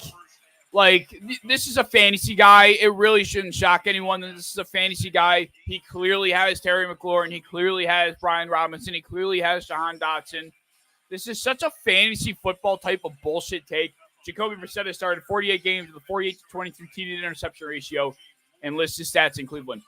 I am the biggest Jacoby Brissett supporter you will come across. Genuinely. Like, I've made multiple videos giving so much credit to Jacoby Brissett from last season and propping him up for the performance he put on in the first half of last year, giving the Browns a chance to be a playoff team when Deshaun Watson came back. I love Jacoby Brissett, and I agree with what he's saying in the sense that, he could step in and really make a difference for the Commanders. But to say at a certain point he deserves a chance, implying that Howell hasn't been good enough to stay under center, that's ridiculous. Howell has that comeback against the Broncos. Howell just took your team, fought against the Eagles all the way down to their last breath. I mean, he's your attempted franchise quarterback. That's such a bad take. I fucking hate, you know what? Fuck you. Like, that's such a bad take. I don't stand for that. You're getting unfollowed. Get off my fucking timeline with that bullshit. That's terrible. That's an awful fucking opinion.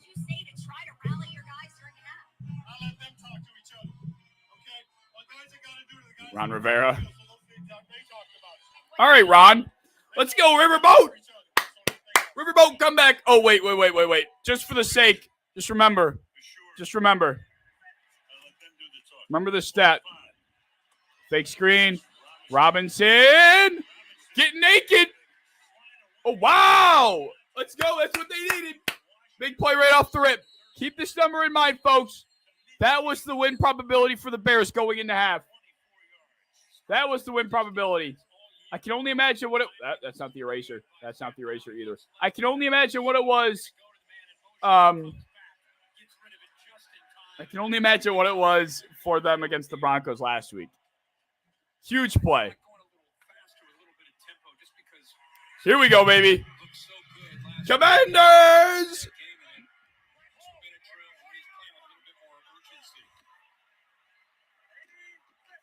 Cook, Sam. Take the check down. That's fine. That is so okay. Cook! You can get a quick score here. You can knock Chicago on the back of their heels, force their offense to continue to apply pressure. And if you're able to get a stop, this game is completely different. This drive is the game.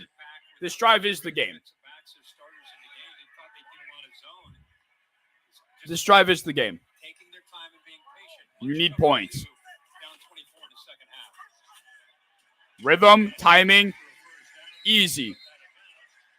Hit the top of your drop. Howell take the snap, hit the top of his drop, find his target, deliver, seamless, in rhythm, with time. Perfect. This is what you need. Eric Bieniemy needs to get in his bag right now. Eric Bieniemy needs to get Sam Howell comfortable. That's the most important thing. Get your quarterback comfortable. That's what needs to happen here.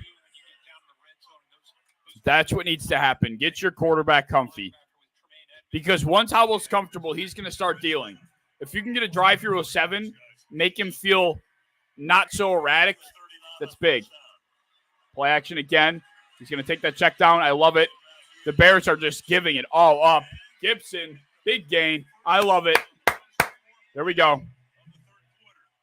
They're moving. Get Howell turning, baby. This is what we want. Baby.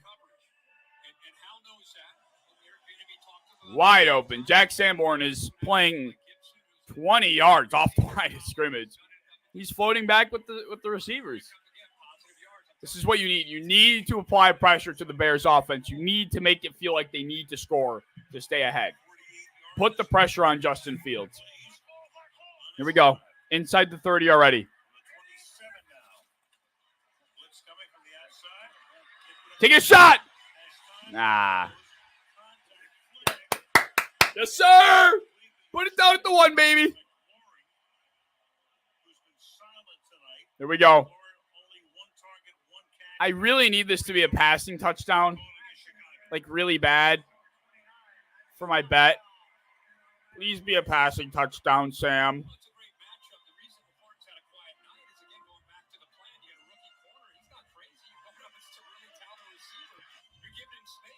I mean, it was good D. It was good D to begin with. And then once the ball started coming, I don't know why he felt the need to put his hands on his chest. That was good D until he put his hands on him. I'm not sure why he felt the need to do that. Please play action. Or stuff him. I need a passing touchdown. They're going to run this shit. Oh, my God, they didn't. Pass it. Yeah! Passing touchdown, motherfuckers! Let's go! Bang! Good play call, Eric. What a catch. Logan Thomas. The tight ends are feasting tonight. Start the comeback. Reel it, baby. We're going for 2. Get the analytics sheet out. This is what the Packers did against the Saints.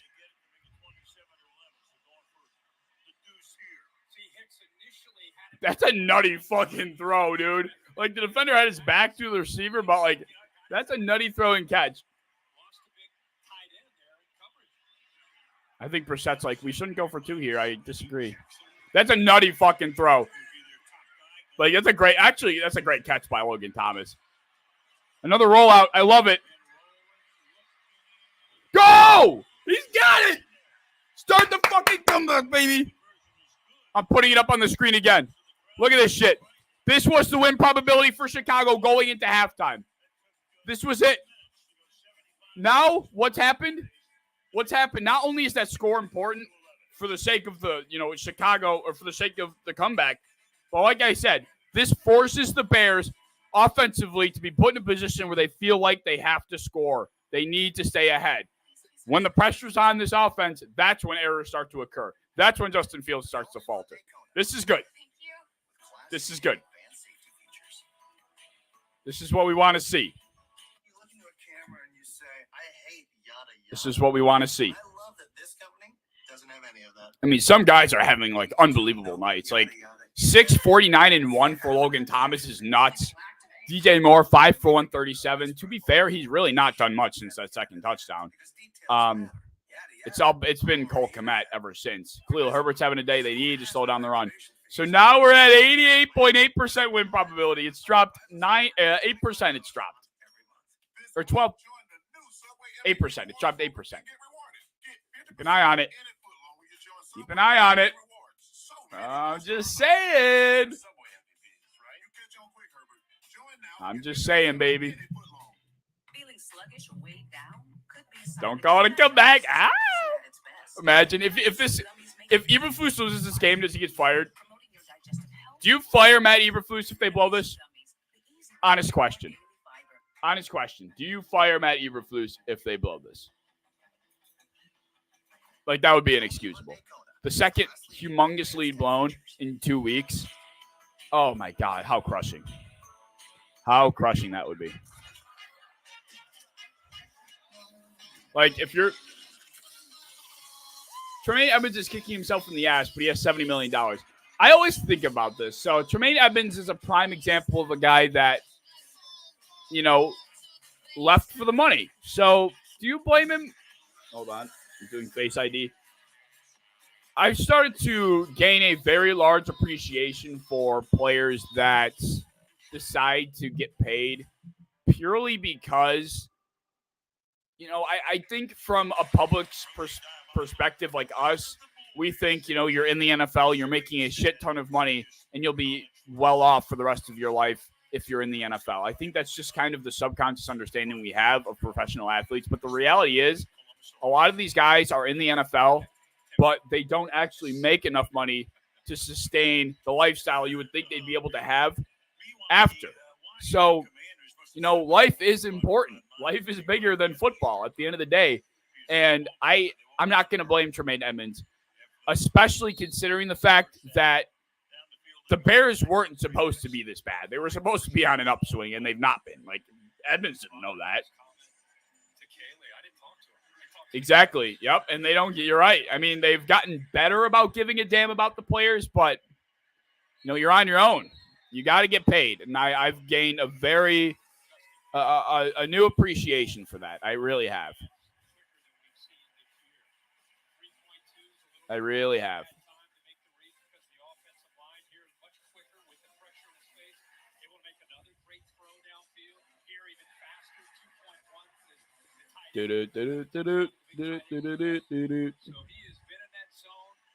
All right, here we go.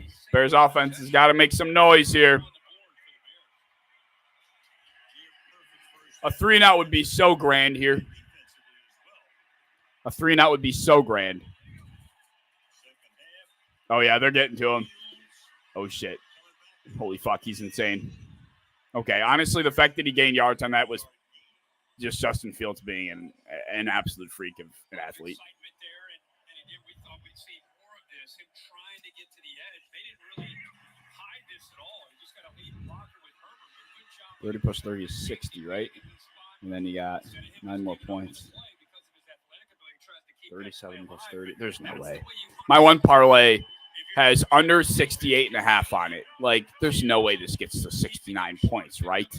Like, if it busts, if everything else hits, but then a Thursday night game between the Bears and the Commanders hits 69 points, I'm going to throw up. Another run with Fields. gets loose. That's not what needed to happen. The Commanders needed to shut that down. You can't let them continue their momentum offensively. That's a big, big play. That's a big, big play. You wouldn't think so, but I've seen weird things in my life. Me too, unfortunately. Especially nowadays in the NFL, kickers are getting paid the same amount as running backs. Yep, I know. It really is. It's a harsh reality. The NFL is not, the peaches and roses that, it might seem like. It's a privilege, but it's not always easy, Take your check down. Dude, I need 2 catches by Khalil Herbert, and both of his targets have gotten batted at the line of scrimmage. I'm getting pissed off. I'm getting genuinely upset. Like, why? Fuck. I thought that was easy getting to him. This is big, though. 2nd and 10. He gets one hand up. He gets one hand up and bats that. No shot. He gets that with one hand. Stop. Oh, my God. Give me a break. Give me a break. He bats that down with one hand. There's DJ Moore. He's back. Hadn't been doing anything since that 2nd touchdown. It's been the Komet show. Huge 3rd down here, baby. Humongous 3rd down. What's important about that last drive, and if they can stop the Bears here from getting any points, is that allows the receiver. This allows Brian Robinson to get more involved in the game, to get back in the game, because that's what they are unable to do when they're down by this many points. But now they'll be able to work back and get back to the running game. It'll allow Brian Robinson to get more involved because that's a lot of their offense as well. But being down so many points, it's been kind of erased. Oh, my God, he got out. Oh, my God, was that caught? Oh, no! And now he's hurt. Oh, my God. I have mixed opinions on how I feel about that. Like, I want it for the sake of the comeback, but for the love of fucking God, I need 2 Khalil Herbert receptions and the 3 easiest opportunities he's had. Oh, my God. He had a touchdown. Oh. Oh, my God. Poor Khalil. Oh, poor guy. Oh, my God. His cleats did their job way too well there. I hope he's all right. You hate to see that. Holy shit. Khalil Herbert was feasting. He finally got that job.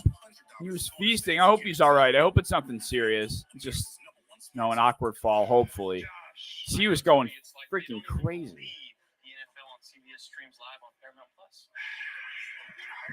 He was going freaking crazy, man. The NFL on CBS streams live on Paramount Plus. What is this corny-ass commercial? Corny-ass, shitty-ass commercial. I also, selfishly bust my parlay if Khalil Herbert's hurt. Fucking. I hope he gets up. I don't care about that. I just hope he's all right. That was a really hard fall. That was a really ugly, just an ugly way to bend. I didn't realize he bent that way. I thought he just didn't get back to it and he was upset. And he laid there for a second, but no, that dude fell. That dude fell extremely awkwardly. Oh, man. He was running so well, running so hard.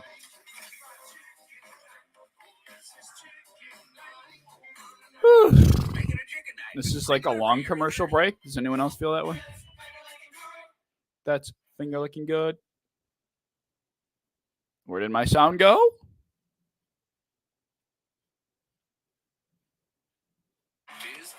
There it is. That was weird.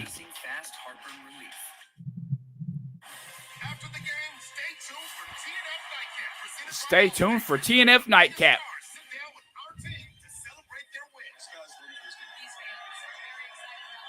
So I don't care about the TNF nightcap. I would like to know if Khalil Herbert's okay. The Lincoln Memorial. Holy shit. The Lincoln Memorial.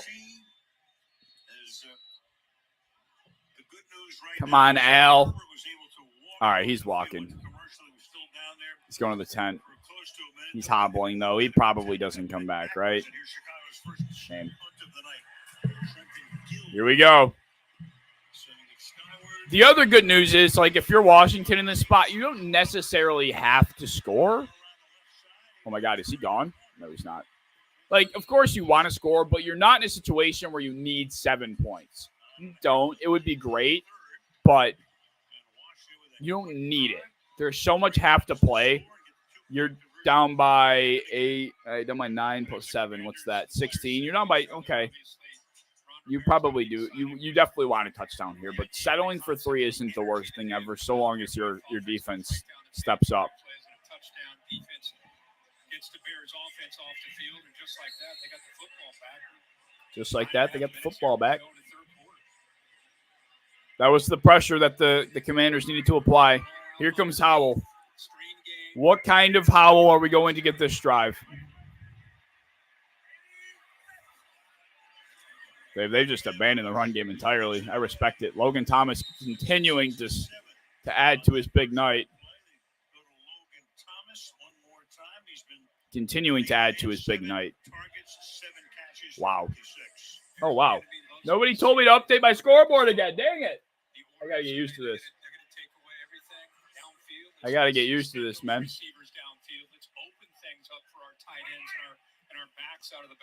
Let's adjust that over a little bit more. There we go.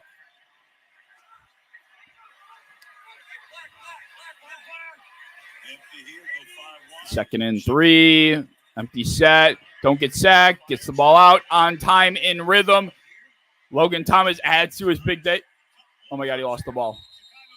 Oh, my God, they lost the ball. Oh, my God, and Logan Thomas fumbles it. Oh, that's so bad.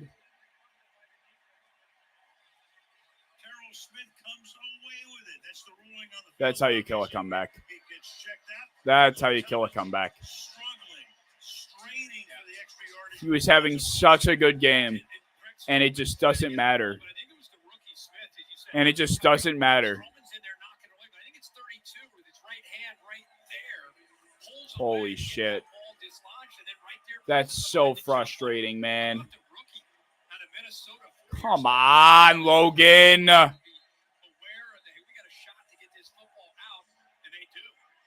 For a veteran like that, you just gotta you gotta protect the ball in these situations, man. The way you've mounted momentum, the way the game has swung in your favor, you just can't do that. You can't.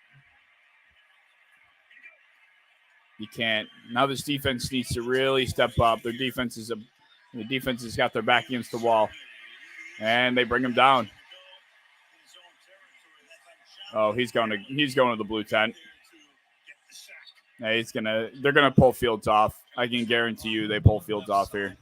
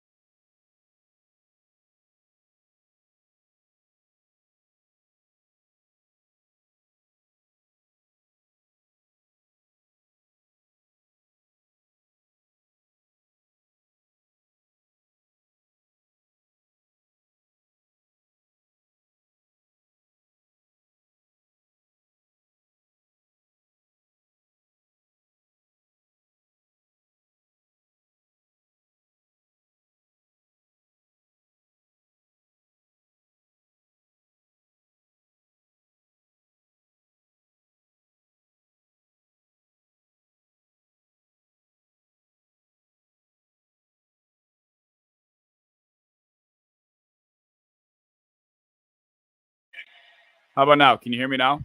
What the hell? What's my mic doing? Thank you, Joey. Thank you, Joey.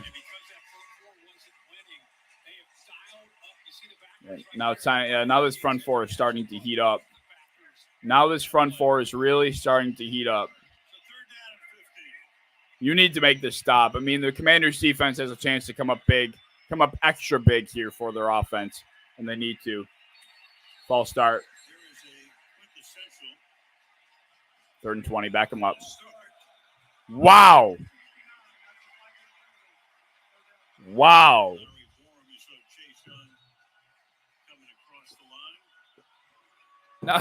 Now all of a sudden, this Bears offensive line isn't winning the way they were in the first. Appreciate you, Joey. Thank you. Now, all of a sudden, the Bears offensive line is not winning the same way they were. This is huge. They're probably going to just take something underneath here, I presume. Try to get in field goal range, but they're not going to risk anything. Oh, no, they're not even close to getting in field goal range. This will be a quick dump off, I would presume. A screen. It gets blown up, and he gets rid of it. Wow, the defense does their job. The defense they actually do their job better. Wow. That's huge, man. That's what they needed. That's what they needed. That's huge.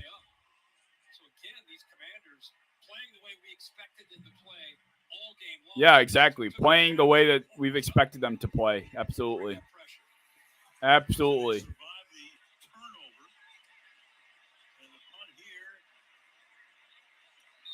All right, and you're not suffocated that deep.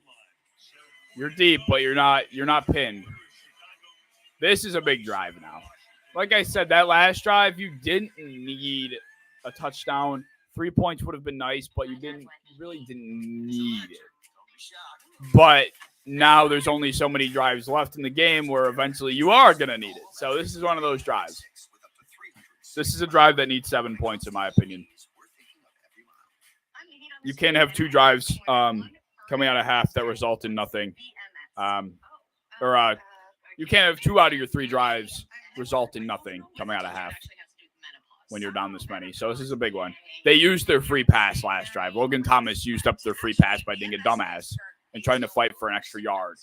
A veteran like that can't make that mistake. Not in a game like this. Not in a game where every possession is so important for Washington. Big mistake. Big mistake. But now all of a sudden, like I said, exactly what I said. What needed to happen was Washington needed to go out and score on their first possession, apply the pressure on to the Bears offense to feel like they need to score to stay ahead. Once you put that type of pressure on Justin Fields, on that offensive line, on that offensive group, that's when they start to become erratic. That's when they start to make mistakes. And then obviously the Commanders have really taken advantage of that, and their defensive front has finally woken up. I wouldn't be shocked if the Bears didn't score another point this game. That's going to be my hot take. I don't think the Bears, they'll score. Actually, I take that back. The Bears will score only a field goal in this half at most. They will not get anything more than that. They will only get a field goal this half. Sometimes men's problems can be hard. Only get a field goal. I just picked up a golf tip that completely changed my game. I just learned I'm losing my hair. What's the status on Khalil Herbert, huh? Let's see. I think I'm depressed. Okay, why did that not work? You don't have to Let's see. You can connect with medical professionals who create personalized Khalil Herbert's status. hair loss, mental health, Trying to shake off the injury now. Get started today at Hims.com. All right, so it looks like he's fine. Like, nothing, like, truly is damaged. He's probably just, trying to wear off that one. Something might be hurt, but obviously it could look a lot worse. Or it could be a lot worse. So hopefully he's all right. But this is good news. Left the field without any assistance. Out of medical tent, jogging on sideline, trying to shake it off. That's good news. Yep, there he is. Oh, no, that's the highlight. But that's important. Very important. Here we go. You need it. Yeah, Herbert's going to be back, I think. Optimistically speaking. What's up, Kendra? Nice seeing you in the chat. Get rid of the ball. He does. Nice move, Brian. Get Brian Robinson cook. Guys, we don't have official word yet on Bears running back Khalil Herbert, but he has been running up and down the sidelines behind the Bears bench, testing the range of motion of that right ankle that you saw Finn Max so uncomfortably. But that running back group tonight, guys, they have had a tough go. Travis Homer, he is now questionable with a Travis Homer is questionable. That probably happened on special teams. And Deontay Foreman, he's inactive. Roshan Johnson's out because of a concussion. I didn't even know that. Holy shit. Looks like he's doing everything to go again. Ball out. Holy shit. He's got him. Whoa! Antonio Gibson. What? Gibson wins his rep against the linebacker after the safety clears and vacates. Wow. Oh, this was purely one-on-one. That was a safety? I could have sworn he was a linebacker. You can't. Hey, Jaquan's one of their starting guys. Dude, you did not just lose a one-on-one on the boundary to a running back. That's embarrassing. That's embarrassing. Oh my God, what a ball. Oh boy, they're cooking. Jahan, second catch of the game. They're cooking. This is huge. 7 points here, folks. 7 points on their way. Great fucking throw. Looks off the safety. Drills it in the gap on the slant. Perfect timing. Well executed. Sam Howell is in his bag. He's comfortable. He's feeling confident. This is what you like to see. Get it out!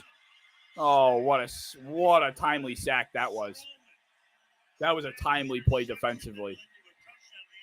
He could have gotten it out too. He just didn't. He didn't feel the pressure at all. That was such a huge sack. Timely sack that was. Look at his safety right now. He doesn't look like he's going to cheat down and help out. So they're hiding that blitz, and eventually late. This ball needed to go to Gibson. I mean, obviously hindsight speaking here, but oh no, he was getting followed. You could have lofted it over that defensive end's back though. Like I mean, if you gave Gibson an opportunity against the safety one-on-one on the boundary, I would throw that too. If I'm Howell. Dots it again. Dotson with his third catch. Here we go. This is big. This is one of those situations where if you're Washington, you treat this as if you have 2 downs. You try and cut this in half. You want to try and cut this in half and make the decision harder. You want the decision to be harder. Ideally. You know, obviously, if you get the first down, if you're right there, like, easy decision. But you want to have the option to go for it. So cut the field in half. Cut this in half. That's, oh, my God. Holy shit.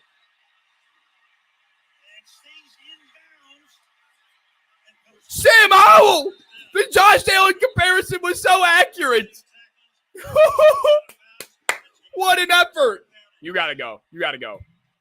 Go for it. Go for it. Go for it. They're fucking kicking. The Josh Allen comparison was so accurate. Why are you kicking? How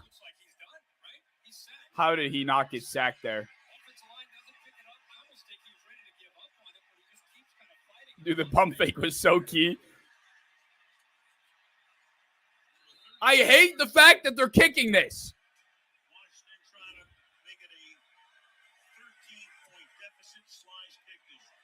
Fuck that. That's the second time in this game a team has made the wrong choice in that spot.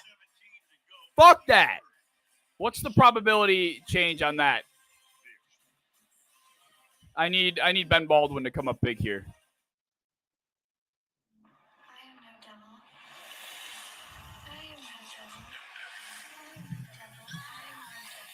I don't know how you don't go for that.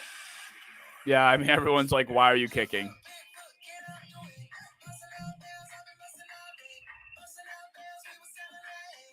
Yeah, I agree. I agree with the QB school. He should have hit Gibson.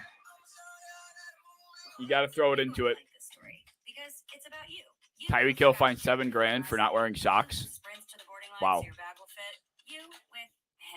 Wow. Remember the Eric comment saying didn't, and now he's doing shit like this. That's kind of funny. This was a huge play. I mean, how different this could have been. Amazingly, Khalil Herbert wants to come back to the game. He's gonna. I really think he's gonna come back. I really think he's gonna come back.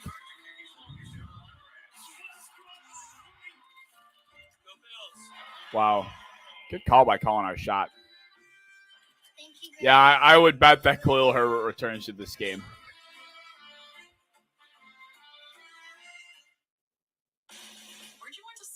How does this not get called? I mean, did it deserve to be a flag? I don't know if it deserved to be a flag, but I definitely am shocked. Because he never, I don't know, like, I don't know. Is this a flag? Probably. By rule, by definition, yes. But I don't know. I mean, yeah, I guess it is a flag. I guess I won't argue it.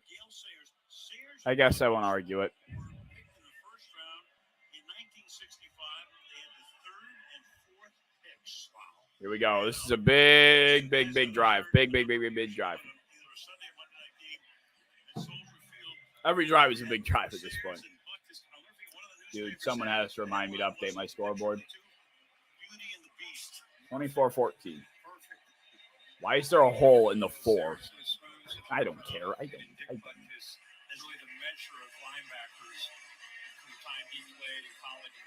All right, here we go.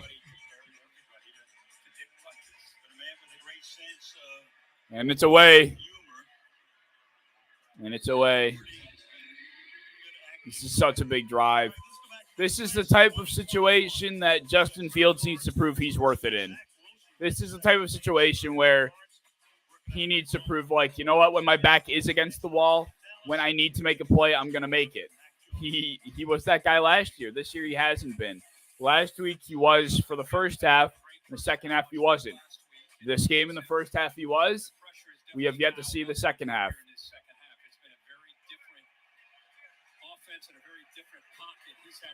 Funny counter because it's both. And actually, I think the Rooster was killed today. At least per my family members. Yeah, Herbert's back and he's hobbling.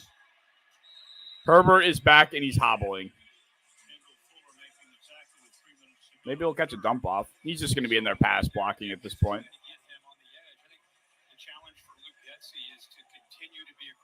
Yeah, I mean, Herbert's hobbling. This guy's not healthy, but he has no choice because they don't have another running back. Travis Homer, hamstring injured on special teams. O'Shawn Johnson apparently suffered a concussion, I assume, on the play where he got licked. Oh, yeah, DJ Morris in the backfield. Yeah, no shock. Because Khalil Herbert couldn't do it. Oh, no, never mind. Herbert's at the bottom of the screen. The fuck? Here he goes. Oh, my God. He just took another smack. They have to look at him. If they don't pull him out here, I'll be shocked.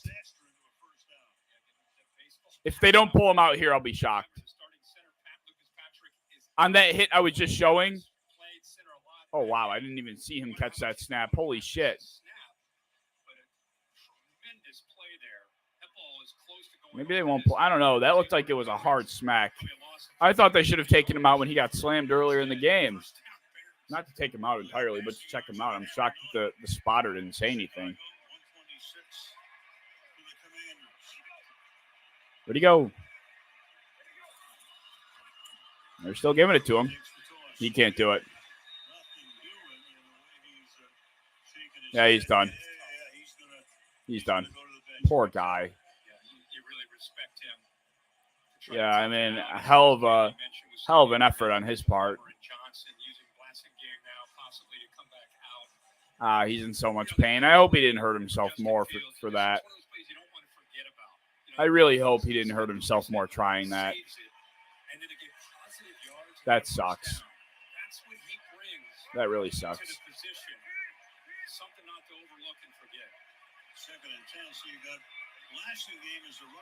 Here you go. Field. Drop back. Holy shit. DJ Moore again. Is he gone? Wow. Holy shit. That's a push off. I got to see it. It's the same.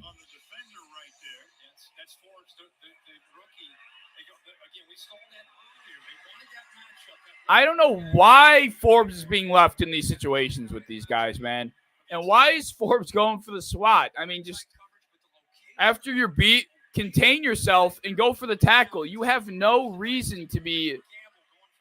Yeah, I mean, you have no reason to be gambling like that if you're Forbes. You really don't.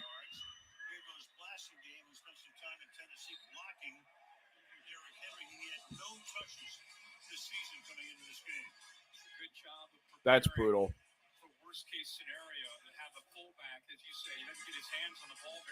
That is brutal. Forbes has not been good. I mean, he's not been helped out, but he's not a single big play. He's just been torched. He's been torched alive, play after play. Well, here's the one field goal that they're going to score that I was talking about. Here's that. The all-new Hyundai Kona with complimentary Blue Link Plus featuring digital key.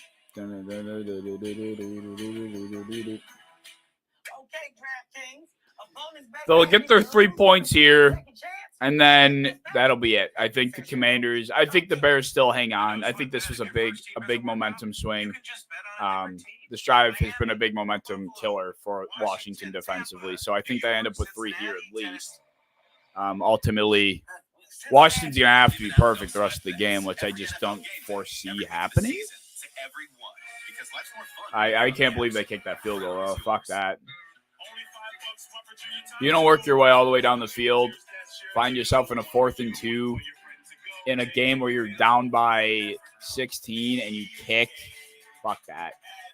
I get kicking if it's a 4th down and 4, 4th down and 5, and it's like you're at the 35 or the 40. But you're inside the 30, I believe, inside the 25 even. And you have, let's see what it was. When did they kick that field goal? Full play-by-play. They kicked that field goal on the 25. They kicked it, I believe. I don't know. Would it be at the 32 exactly? Either or. 4th and 2, you got to go. Oh, no, wait a minute. Wait, 4th and 2 at Chicago 13? How is that a 32-yard field goal? Am I dumb? How is it a 32-yard kick? There's no shot that was at the Chicago 13. 23. Am I losing my marbles? There's no way that was a 32-yard field goal. I don't know. I give up trying to figure it out. But either way, apparently they're at the Chicago 13, and you got to go for that. That's terrible. 2 times in this game, head coaches have made losing decisions. Shout out Ron Rivera for making up for Matt Eberflus's losing decision. That evened it out. Idiot. That evened it out. Both these guys are dumbasses. They're showing them right now. Eberflus and Rivera. Both these guys are morons. Al Michaels also a hot take. Al Michaels just doesn't have it anymore. He's just not that guy announcer wise anymore. I hate to say it. Washington's front four is too good to have stuff like this happen. I mean, this half they've been a lot more productive. This half they've really done their job. I give them credit. It's been the Commanders' secondary primarily that has been the biggest problem. Yeah, Forbes better be on the sideline. Dude is getting fucking torched. receptions, 197 yards. The combination of A.J. Brown and Devontae. The secondary that we're seeing from the Lions, it reminds me of what the Lions secondary looked like a couple of years ago when they were getting just flamed through the air. Oh, Fields drops back. He's going to take a shot. He's got him. He overthrew him. Oh, no. It would have been Fields' third. It would have been DJ Moore's third. Oh, man.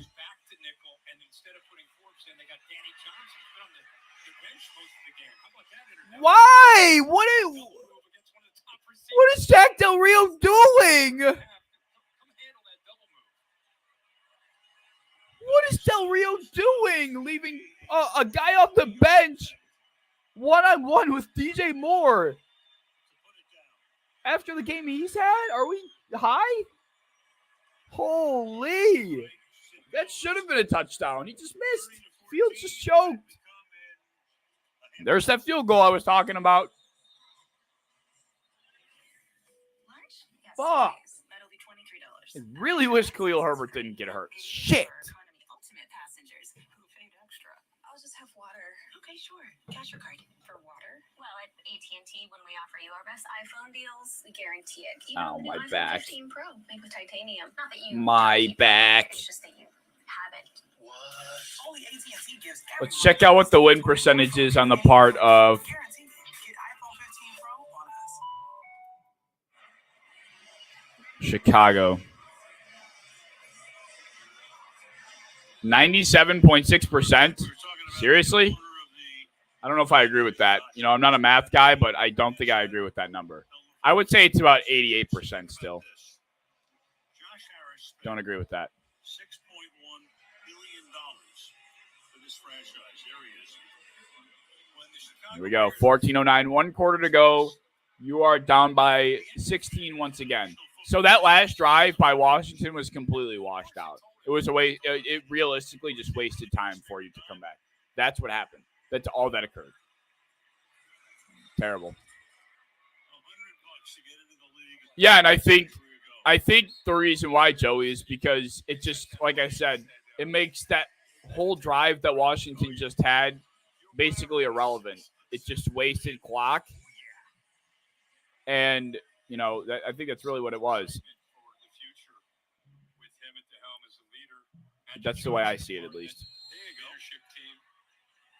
Magic's got his hand in so many things these days. The Dodgers, and of course, All right, I still need 25 Brian Robinson rushing yards, and they haven't ran the ball this entire second half. a So bunch of stuff. Good man. shout out Sam Howell, I guess. From the 25 And they're dropping back again. I like it. The pressure's getting home, though. Howell's not getting away from that one. Holy shit, yes, he is. Sam Howell's a monster. Dude, Al Michaels is so dead. Like, these plays are ridiculous, and Al Michaels is just not putting any emphasis or excitement into these calls. He doesn't. They never should have sent him to Amazon, man. He doesn't want to be there. The blitz packages are coming in. He gets rid of it. Ooh, wow, that made it. Holy shit. Probably a freaking hold. Offensive hold. This game's over. Yeah, this game's over. Howell is a big boy. Howell's Josh Allen. Oh, wow. Illegal contact defense. Yeah, I mean, I was saying it before Howell was making all these crazy runs, man. The Sam Howell, Josh Allen comparison could not be more alive and well. It really couldn't.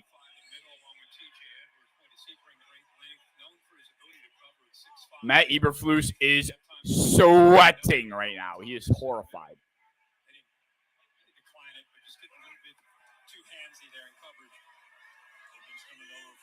Ready, set. What a ball! Get the first down, Curtis. Holy shit. Or Byron Pringle. What number is Curtis Samuel again? 4? Yeah, I think he's number 4. My bad. What a ball. Yeah, I mean, shout out Pringle, but what about that throw? That was not a... Yeah, I mean, that is very good on Pringle's part. Other than the fact that he ran backwards, but... Oh, wow, he fell. And then he fell. Pringle nearly sold the game. Yeah, laugh it up, dumbass. You nearly sold the game. Nearly sold.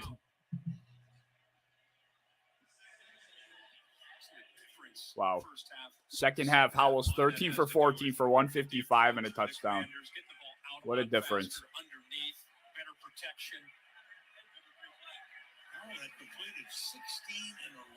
Wow. 16 in a row before that. You got to get it out, Howell. What a catch. Who are these guys? Jamison Crowder is on the Commanders?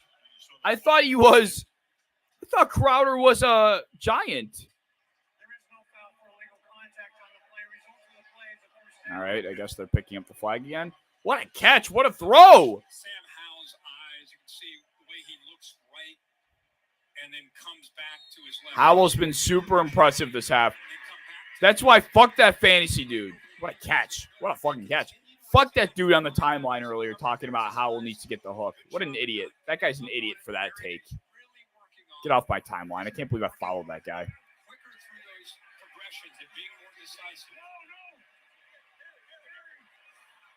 Harry. Just get rid of it. Oh my God, that was scary. Is Jaquan Brisker hurt now? The Bears cannot afford another loss in the secondary. They can't. The Giants also had Taiwan Jones go. According to the news, he might be coming back to Buffalo. We'll see. Good pressure, but what's great is right there, the experience of TJ Edwards. Yeah, that was excellent on Edwards. Instincts against the run, but this time he Blew up the sees it, anticipates it, and blew up the screen. timing with Howell trying to run that screen. He didn't disrupt the timing. He quite literally took away the target. I mean, he did both. He's taking a shot. Oh, man. Oh, Logan. Make a play. Oh, man. You cannot. He dropped it. That ball was perfect.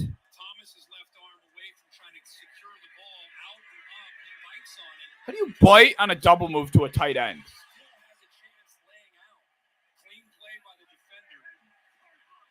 Logan, you need to make that play. It's two big plays that Logan has had an impact on. He's had a great game, but here comes the pressure. Ball gets out. What an effort. De'Ami Brown. Speaking of De'Ami Brown, how big would that connection have been in the first half had they made it? That miss. Haunting Washington right now. What an effort. What an effort after the catch by Brown. Great job by Howell to get that out despite the package coming in. Another zip. Got him. Curtis Samuel that time. Laser up the seam. Why are they playing the Indiana Jones sound effect?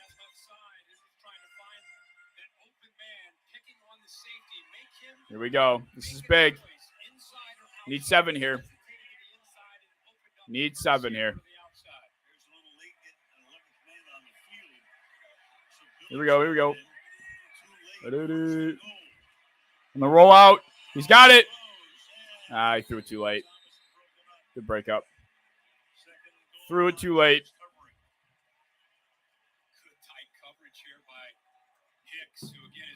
He needed to throw it when he came out of his break. Fuck the rollout. Just throw it. Right there. Threw it way too late. Way too late. Way too late. That was an easy throw and catch. Easy throw and catch. He fucked it.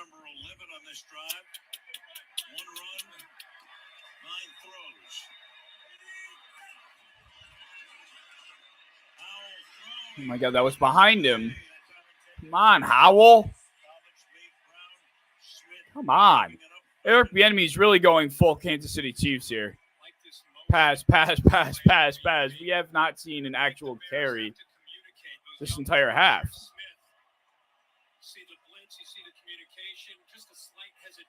Howell! Howell is selling.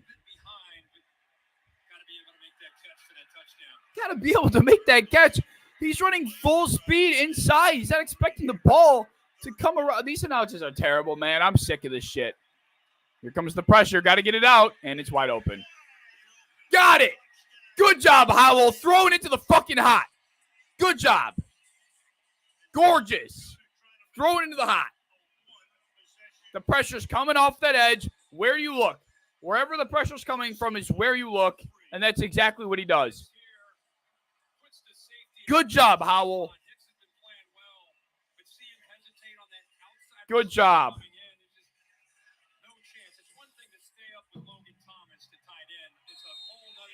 This is big. This is really big, actually. This is so big.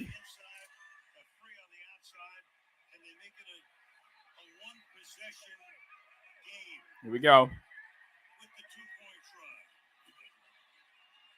Two guys ran to the flat. What an awful design that was. Holy shit. That dude just got concussed. Tyreek Stevenson just got concussed. I don't know what 63 is doing.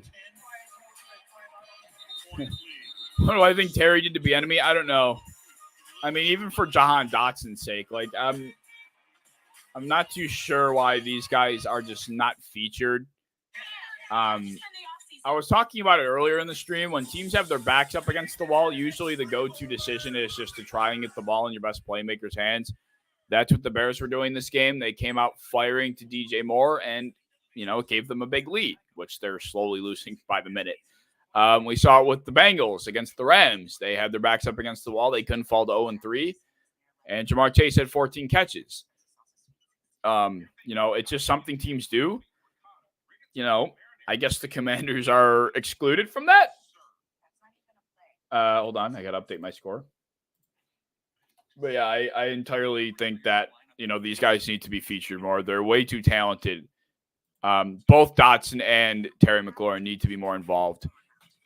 It's nice to see the ball getting spread around, but a young quarterback like Sam Howell, you'd like to see him lean on these guys a little bit more. I agree. I mean, Logan Thomas is his first read every drop back. Logan Thomas is legitimately Howell's first read, and they're designing and structuring targets for Logan Thomas 4 times more than they are for McLaurin, which doesn't make sense. The biggest play McLaurin made was the deep target that he had, which resulted in the pass interference. Other than that, I mean, nothing. But Eric Bieniemy, we're seeing shades of his Kansas City days. This is a full-blown Kansas City effort on Bieniemy's part. Completely abandon the run. You have a gunslinger quarterback, letting him drop back, read the field, process, and just deliver with his arm.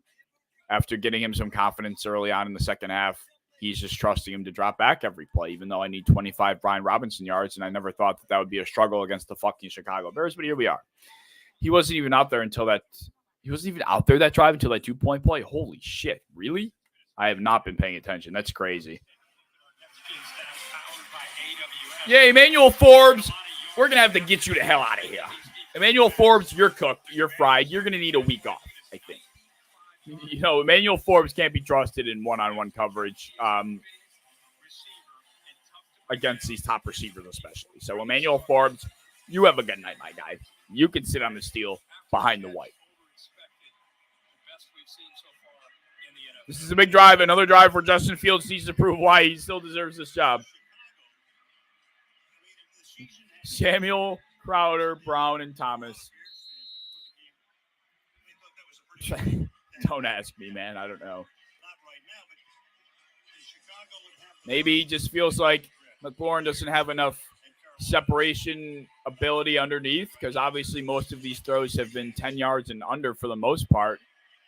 Oh, Bears are at 30? Shit, thank you. What the hell? I have this fancy-ass scoreboard, and I'm not using it. Thank you, Brandon.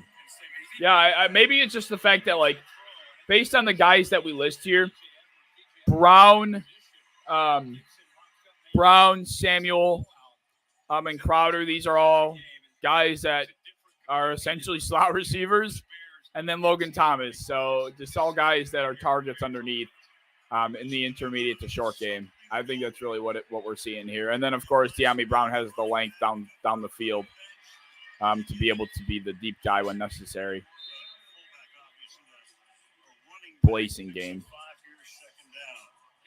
Dotson played half. Yeah, I mean, Dotson's been on and off. I don't know. Maybe that's what it is. Dotson's also probably not a guy that they look to in the short game either. So that is my opinion. That's probably what the thought process was.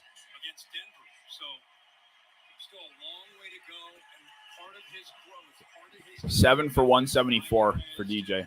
And he probably should have 3 touchdowns. Justin Fields overshot him. He probably should be 8 for 203 and 3, realistically, but Fields threw. Gotta make a tackle. Holy shit. Fields is selling out. He is selling out. Lowered his head and everything. Got nowhere. This is a big down. What do you think Elam's chances are of getting the starting cornerback spot? I'm going to say pretty low, considering that he's not been on the field to begin with. But, this is his opportunity to prove that he deserves playing time. I think before we talk about starting cornerback spots, this is his opportunity to prove, why, you shouldn't be having me on the bench. He needs to prove his worth, especially with Trey being out. The rollout with nothing, blanketed. That probably could have been a flag, but we're just going to let it happen. So at a time in the game when you're actually trying to get some first downs, take some time off the clock, they have the ball for 90 seconds. Yeah, it's a terrible drive. That's a terrible drive. Yeah, it's a flag. That's a flag. Where's the fucking flag? Hello? I'll throw everything I have off my desk. Where's the flag? That's horrible. I want the Commanders to win, but my God. That's horrendous. I need to get my tissue box. I need 25 Brian Robinson rushing yards, man. What a joke.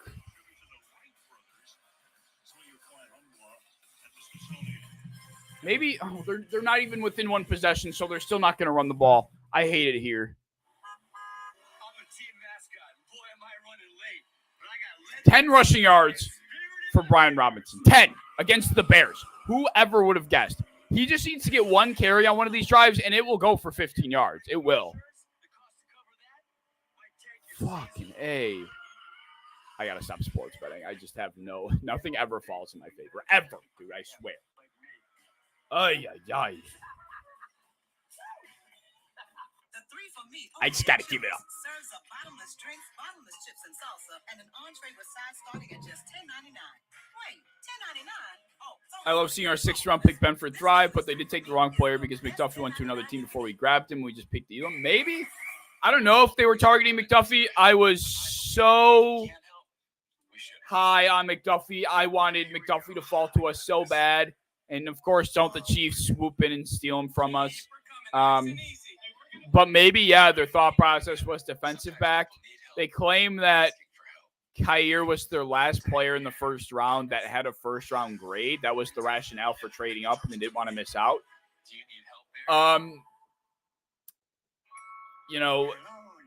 Maybe I don't know. But I will give Brandon Beane all the credit in the world for his drafting ability because he does an excellent job, and I will die on that hill. I just do wish that we had first-round picks make more of an immediate impact. That's been Brandon Beane's biggest downfall is that his early selections do not make the impact early on that they probably should. They don't make the early impact that we see other first-round picks make for other teams.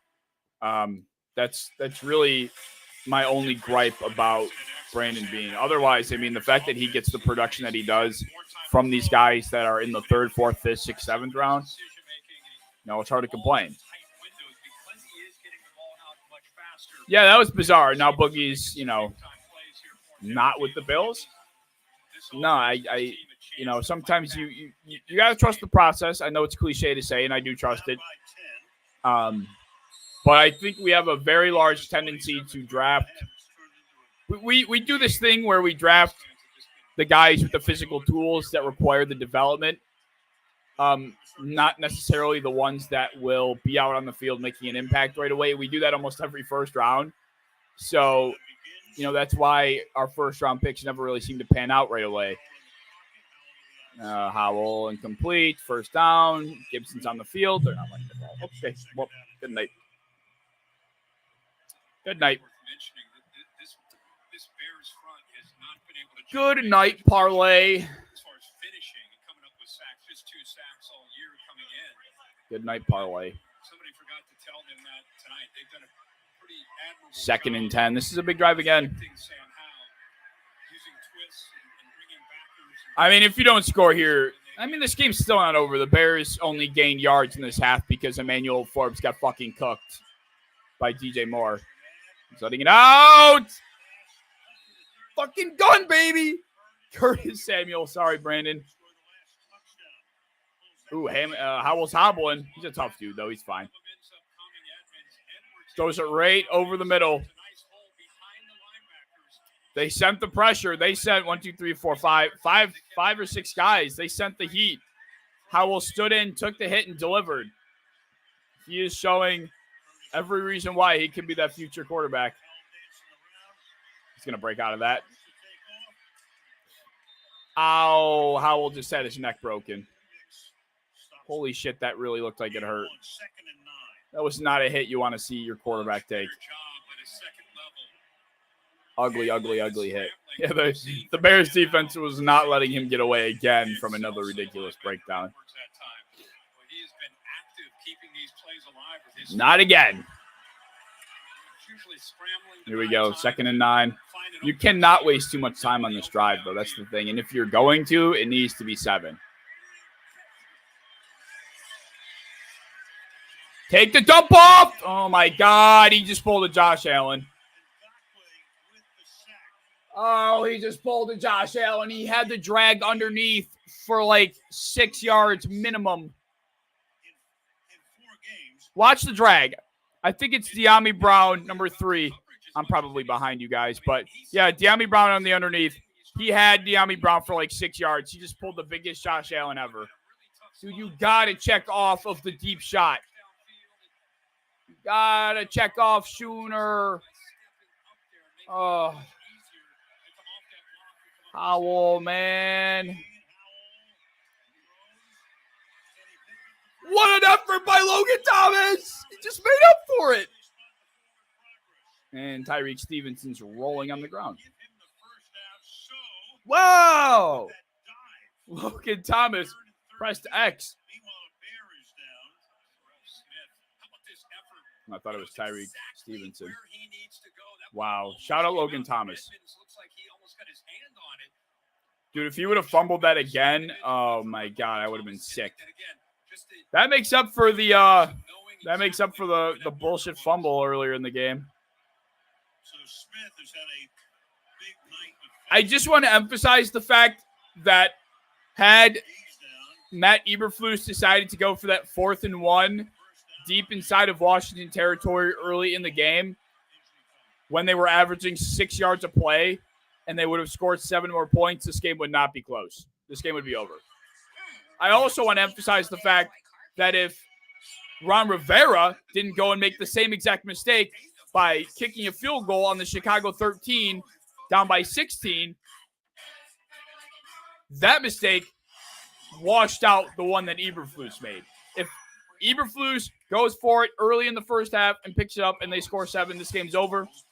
If Ron Rivera goes for it on a 4th and 2, not guaranteed they pick it up, but they have the momentum. The offense is moving. It's likely you do get those 2 yards. You get 7 points on that drive instead of 3. Suddenly right now, basic math would suggest it's 30-24. But regardless, this game can be completely different.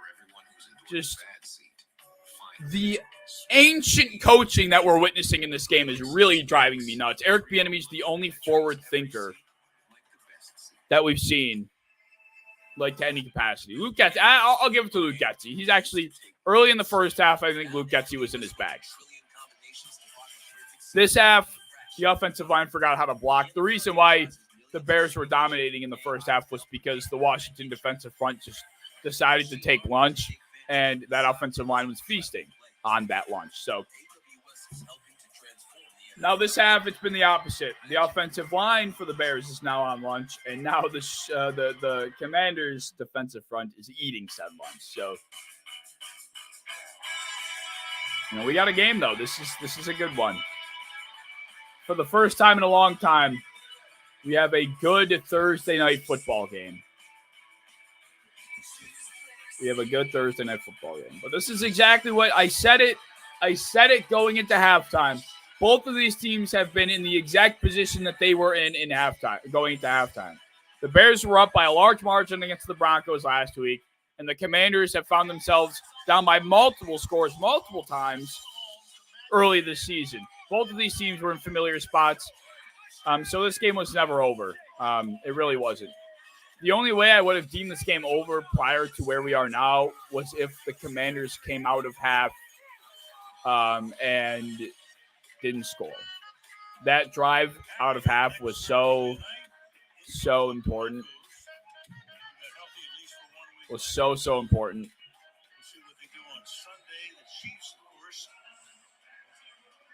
But they were able to capitalize, pressure the Bears offense to do something, and they couldn't.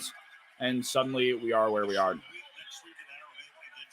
This is a big drive, though. Like I said, you can't waste that much time. They're wasting a lot of it. They're going to need 7 on this drive. No exceptions. Pressure coming again. Oh my God, another shot. Throw it? Yeah, I was going to say, where's the flag? Well, Brandon, at least Terry McLaurin has been good for drawing DPIs. I don't know if you're still in the chat, but at least McLaurin has been good for that. I almost think in fantasy football that defensive penalties drawn on a receiver should be points of some sort.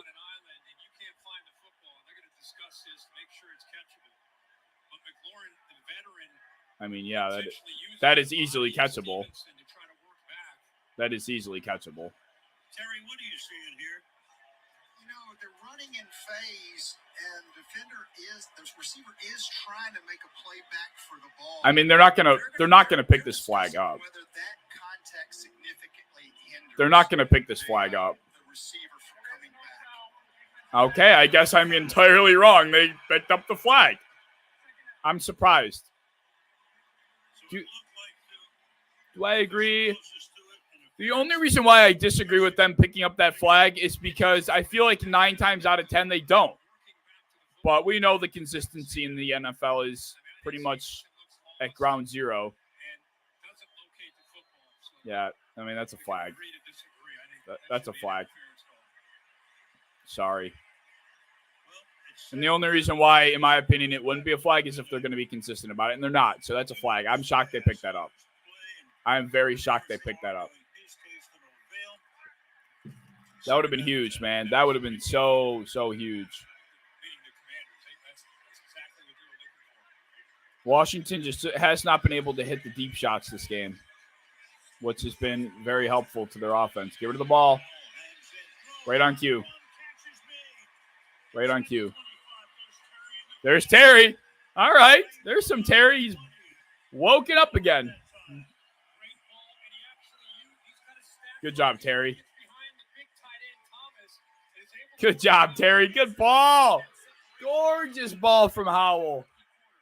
Thank you for not starting Fields. Yeah, whatever. Whatever, Brandon. There's Terry, though. I was just saying, Brandon, how I think in fantasy, receivers that are subjected to a penalty or they draw a flag, that should be some sort of point. So Terry would have points right now. Oh! He had him!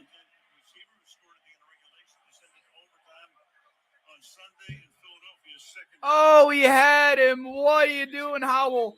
They've just not been able to connect on these deep balls, man. They've just not been able to capitalize on the deep shots. The miss to De'Ami Brown early on, the Terry McLaurin deep shot that ended up being a DPI, but still, the Logan Thomas deep shot on the double move that wasn't completed. Another Terry McLaurin deep shot that ends up going nowhere, and now that one. The deep shots, the Washington Commanders have been the beneficiary of Sam Howell's ability to hit the deep ball, and tonight the biggest reason why they're still playing from behind, in my opinion, is that here comes the pressure again. Howell gets it out. Brian, you got to drop that ball, my guy. Shit. This drive is taking too much time.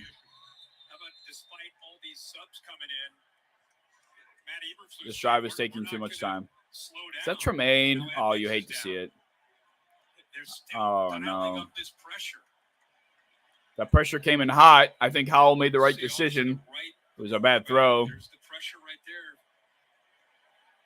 Mentioned Jalen Jones, usually in there to cover. This time he's turned. That's an insane catch.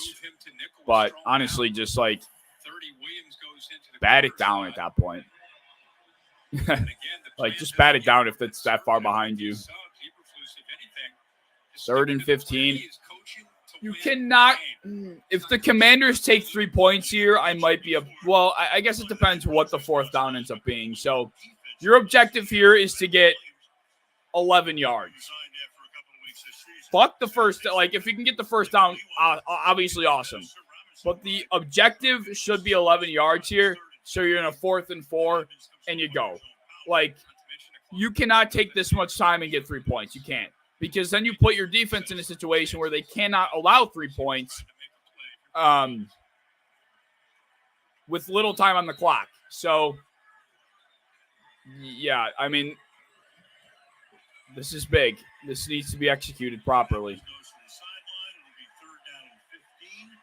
The importance here is get yards. You do not need it all here, Howell. You don't.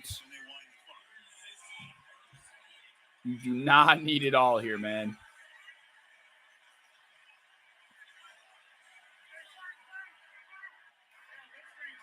All right, here we go. What are we gonna see? I think the Bears drop out. I don't think they're actually sending. Oh. Did they actually send more than 4? I can't think. Oh, man, can they replay that? I don't think they actually ended up sending more 4. I think they simulated the pressure there. I think they faked it. I don't know if any more than 4 went there, though. I don't think they did. I think they just had pressure come from different spots. Yeah, I mean, him dropping that doesn't make a difference. I mean, yeah, you got to kick here. There's no choice. The pressure on Joey Sly's shoulders. Fucking shanked it. Good night. Good night, Washington. Wow, that's a big win. That's a big win for Chicago there. I guess it's safe to say that Gibson catching that probably would have made a big difference.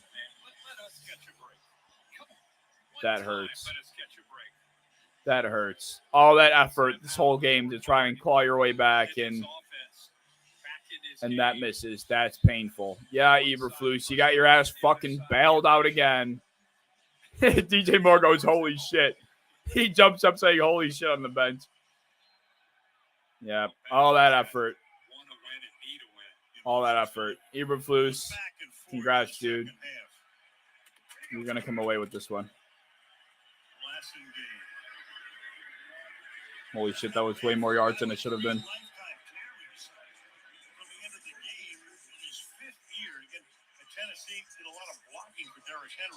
Wow. Yeah, I mean, this game is damn near. This game has to be over.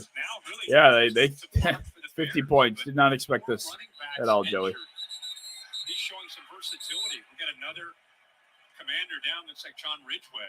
Oh my God, the injuries, man. So that for the moment will stop the clock. But once they take care of this, the clock gets wound again, and I wonder if they're faking it. feels to start taking a lot of time or some time off the clock at this point. I don't think it doesn't even matter if he is faking it. Well, let's take a look at our next gen stats powered. This is so sad for my Commanders. How do you play so well against the Eagles and so bad against the Bears? All right, so I'm very happy to see a Commanders fan in here. Are you more upset as far as the first half goes? Were you more upset with the way your offense played or the way your defense played? I was trying to figure this out in my own head, trying to put myself in the shoes of a Commanders fan. I personally said I would have been more upset with the defense, only because you expect more from that unit, that defensive front.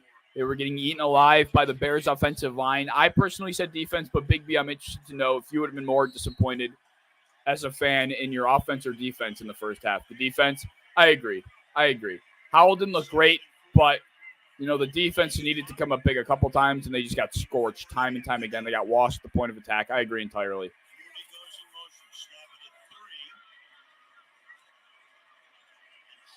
All right.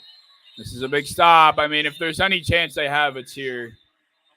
It's they need to stop. Like I said, guys, the miss to De'Ami Brown was huge. The Logan Thomas, what I'm going to call a drop on the out and up. The picked up flag, which I thought was controversial, that was huge. The Commanders would have made this comeback. The difference between the comeback effort against the Broncos and the comeback effort in this game is that against Denver, the deep shots were there, and Howell was able to connect. This game, it's not been the case. This game, the deep shots have not connected. The Bears have gotten away. I won't even say have defended them. I would say they've gotten away with, no deep shots being hit. Everyone blows smoke up their ass about how good they should be, and they can't stop the run or pass. Please stop something. Yeah, I mean, they showed up in the second half here, but they definitely needed to show a little bit more in the first. And there goes DJ Moore. He's going to go down. He's smart. Never mind. Right on cue.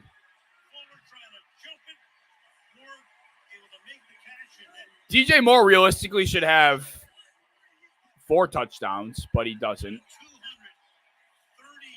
So DJ Moore should have 260 and 4, but Justin Fields missed him earlier in the game. I'm just going to preface that. I'm going to be a tier 1 hater and throw that out there, but that is your ball game. Wow. 37-20. Did not see this coming. Let's see what the Twitter feed is saying.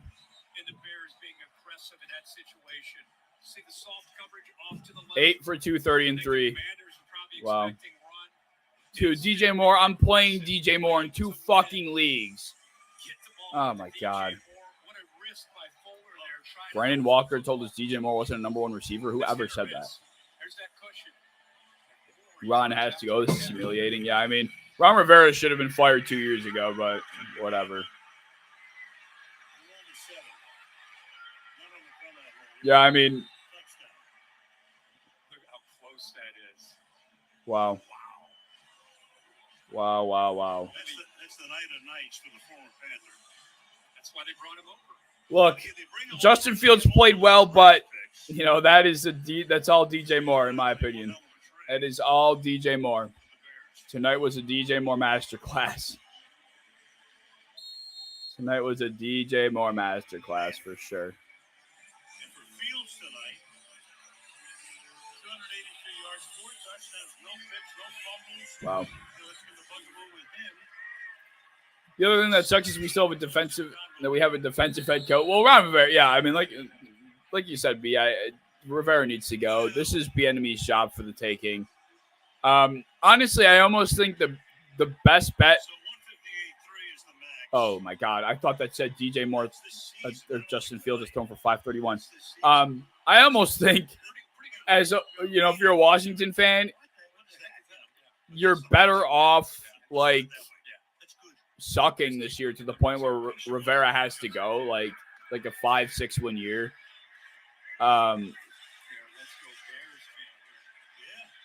You know, if you're in a situation where you end up with 5 or 6 wins, then you know you can't justify sticking around with Rivera. But if you get to another 8-win year, 9-win year, it's enough to keep him in. When I think they should have, fired him and promoted Bieniemy the second they hired Bieniemy to be OC. But yeah, I mean, I think this game was won well. Obviously, the Bears ended up winning, but this game was lost primarily because, like I said, the deep shots. But the other reason why I think this game was lost was not going for it on the 4th and 2. That's why I really think the game was lost. And here comes the Josh Allen and Sam Howell.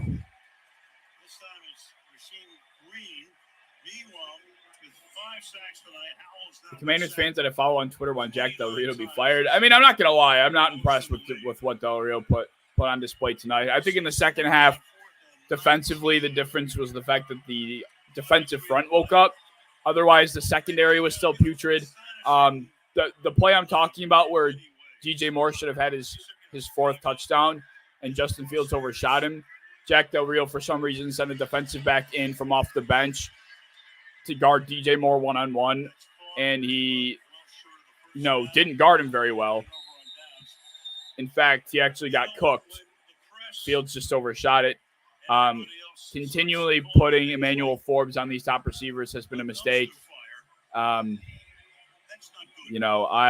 not going to say he deserves to be fired. I think that's out of line.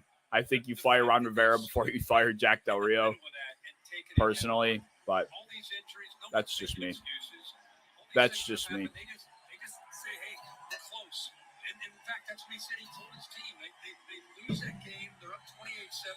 That's just me. You spin my head right round like a baby, right round. Forbes needs help not to be on an island. I agree. I mean, I'm being mean to Forbes. He's been getting cooked. But yeah, I mean, you absolutely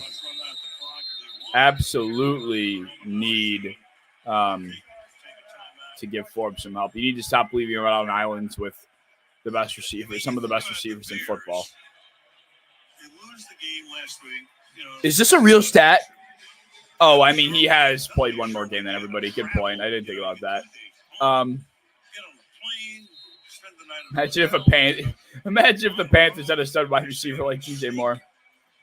Yeah, I mean, I don't know if you recall the play where DJ Moore caught it short of the sticks and then turned upfield. Well, Forbes got beat, and then he tried to recover by diving for the ball. He took a gamble and tried to swap for the ball. It allowed DJ Moore to turn upfield. In that situation, you need Forbes to be able to hold up in coverage, number one. But number two, you also need him to have the ability to rebound in a way where he's not costing more for your defense, which, that wasn't the case on that play specifically. He needs to have the recovery ability to be able to get beat, but then still make the tackle. He got beat, gambled for the ball, and gave up a big play, and that happened a couple times tonight. I agree. Whether or not he makes it through the season, this feels like the nail in the coffin on Ron Rivera. Yep, I agree. I think Ron Rivera needs to go. I don't know. He needs to go. Give Bieniemy the keys, and this is a 10-win team.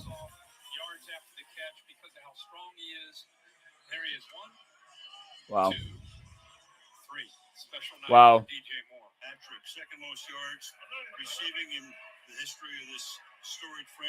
I'm playing against DJ Moore. I have no stock in DJ Moore. Yeah, I'm not going to be that guy, but I am going to be that guy, and I'm going to be a tier 1 hater for a second. Justin Fields played well, but like I said, this was a DJ Moore masterclass. I think all Justin Fields did, in my opinion, was his job. I don't think he went above the line of duty. I don't think, at least as far as the first half goes, he did anything too much wrong. But, I think he just did his job. Fields is our franchise quarterback. Here comes all the comments.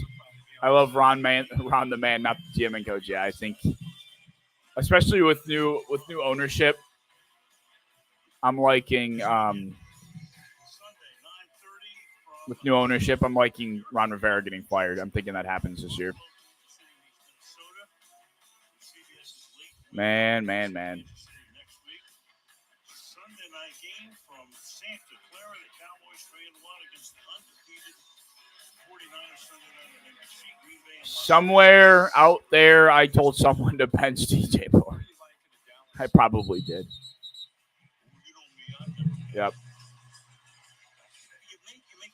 Oh my God, I forgot that he also had that one ball where he stepped out of bounds. I think that's the one I was talking about.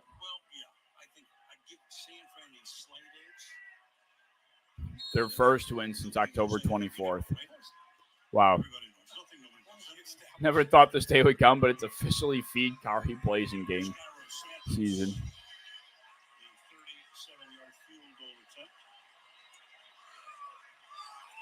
They're kicking again. Sure.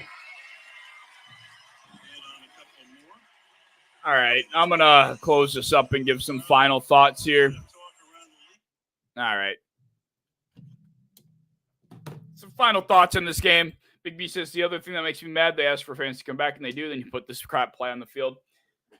Yeah, I mean, at least to their credit, I think there is a product to watch from an entertainment standpoint, right? Like, this game sucked. The result of it ended up really sucking ass. But, you still are getting the opportunity to watch a very exciting young quarterback. You're watching Eric Bieniemy come over from Kansas City and make this offense look competent. You're entertainment-wise, you were down 27-3. You fought back. There were a few plays that just didn't fall in your direction to pull off the comeback tonight. And that's going to happen when you put yourself in such a big hole. You're not going to pull off the crazy comebacks every time. They did it against the Broncos. So, it's hard to replicate that twice. So I think, there's a lot of optimism to be had. Prior to the season, I predicted the Commanders to finish 8-9, and I made the statement of I think the Commanders will be the best under 500 team in football, and I think they will be the best. They have the brightest future. And I still think that holds true. I think Sam Howell is the guy.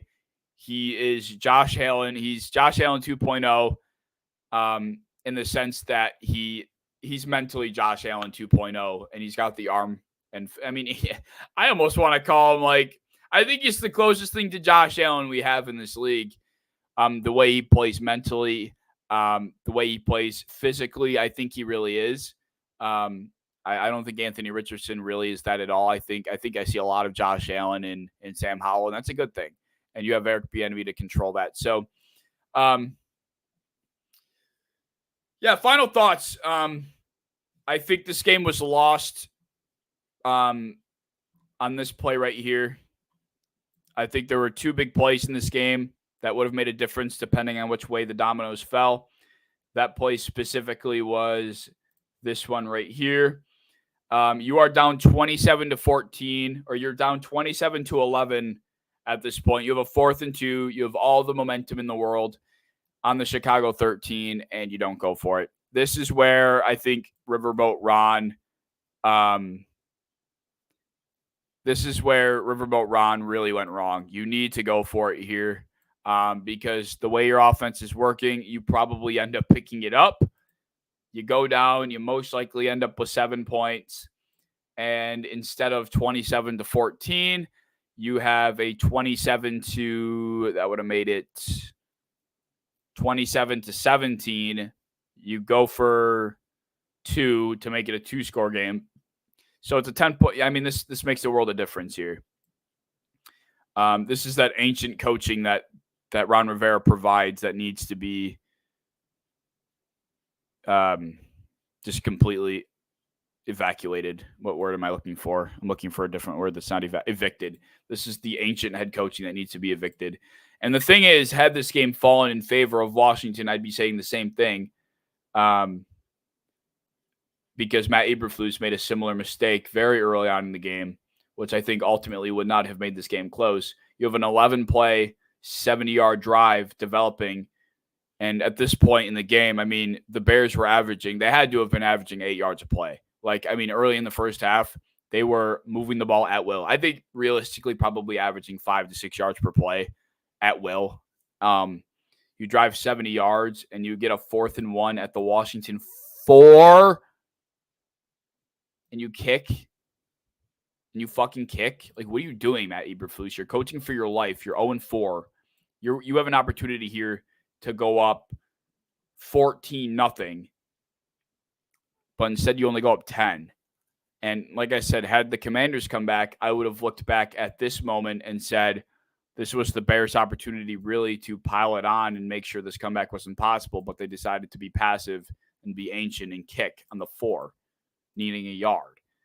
And then, of course, Riverboat Ron just washes out Matt Eberflus' bad decision by doing essentially the exact same thing and not helping the comeback effort. Those are my thoughts. Those are my thoughts on this game. I'm going to make a couple videos about it. I think primarily about the Josh Allen, Sam Howell comparison, and then I'll probably talk about the ancient coaching we saw on these 4th down decisions here. But otherwise, that's all I got. This was a blast, guys. I hope, whoever have come in, Big B, Information, Joey, Brandon, Ian, I've had all sorts of names fly through this chat tonight. It's been fun. I want to try and do this more often. So if you did enjoy, subscribe, like the stream, help push it out to more folks. Follow me on all my social medias. You see them listed on the bottom here. I post content almost every day. So if you are interested, go check it out. Also, if you're interested in sports betting, just don't tell me. Sign up using my code, at least Sleeper, link in the description, 100% deposit match. You know the drill. I will see you guys. I'm going to shoot for Sunday night. Hopefully Sunday night. You guys have a fantastic rest of your Thursday, and see you tomorrow. See you Sunday. Good night.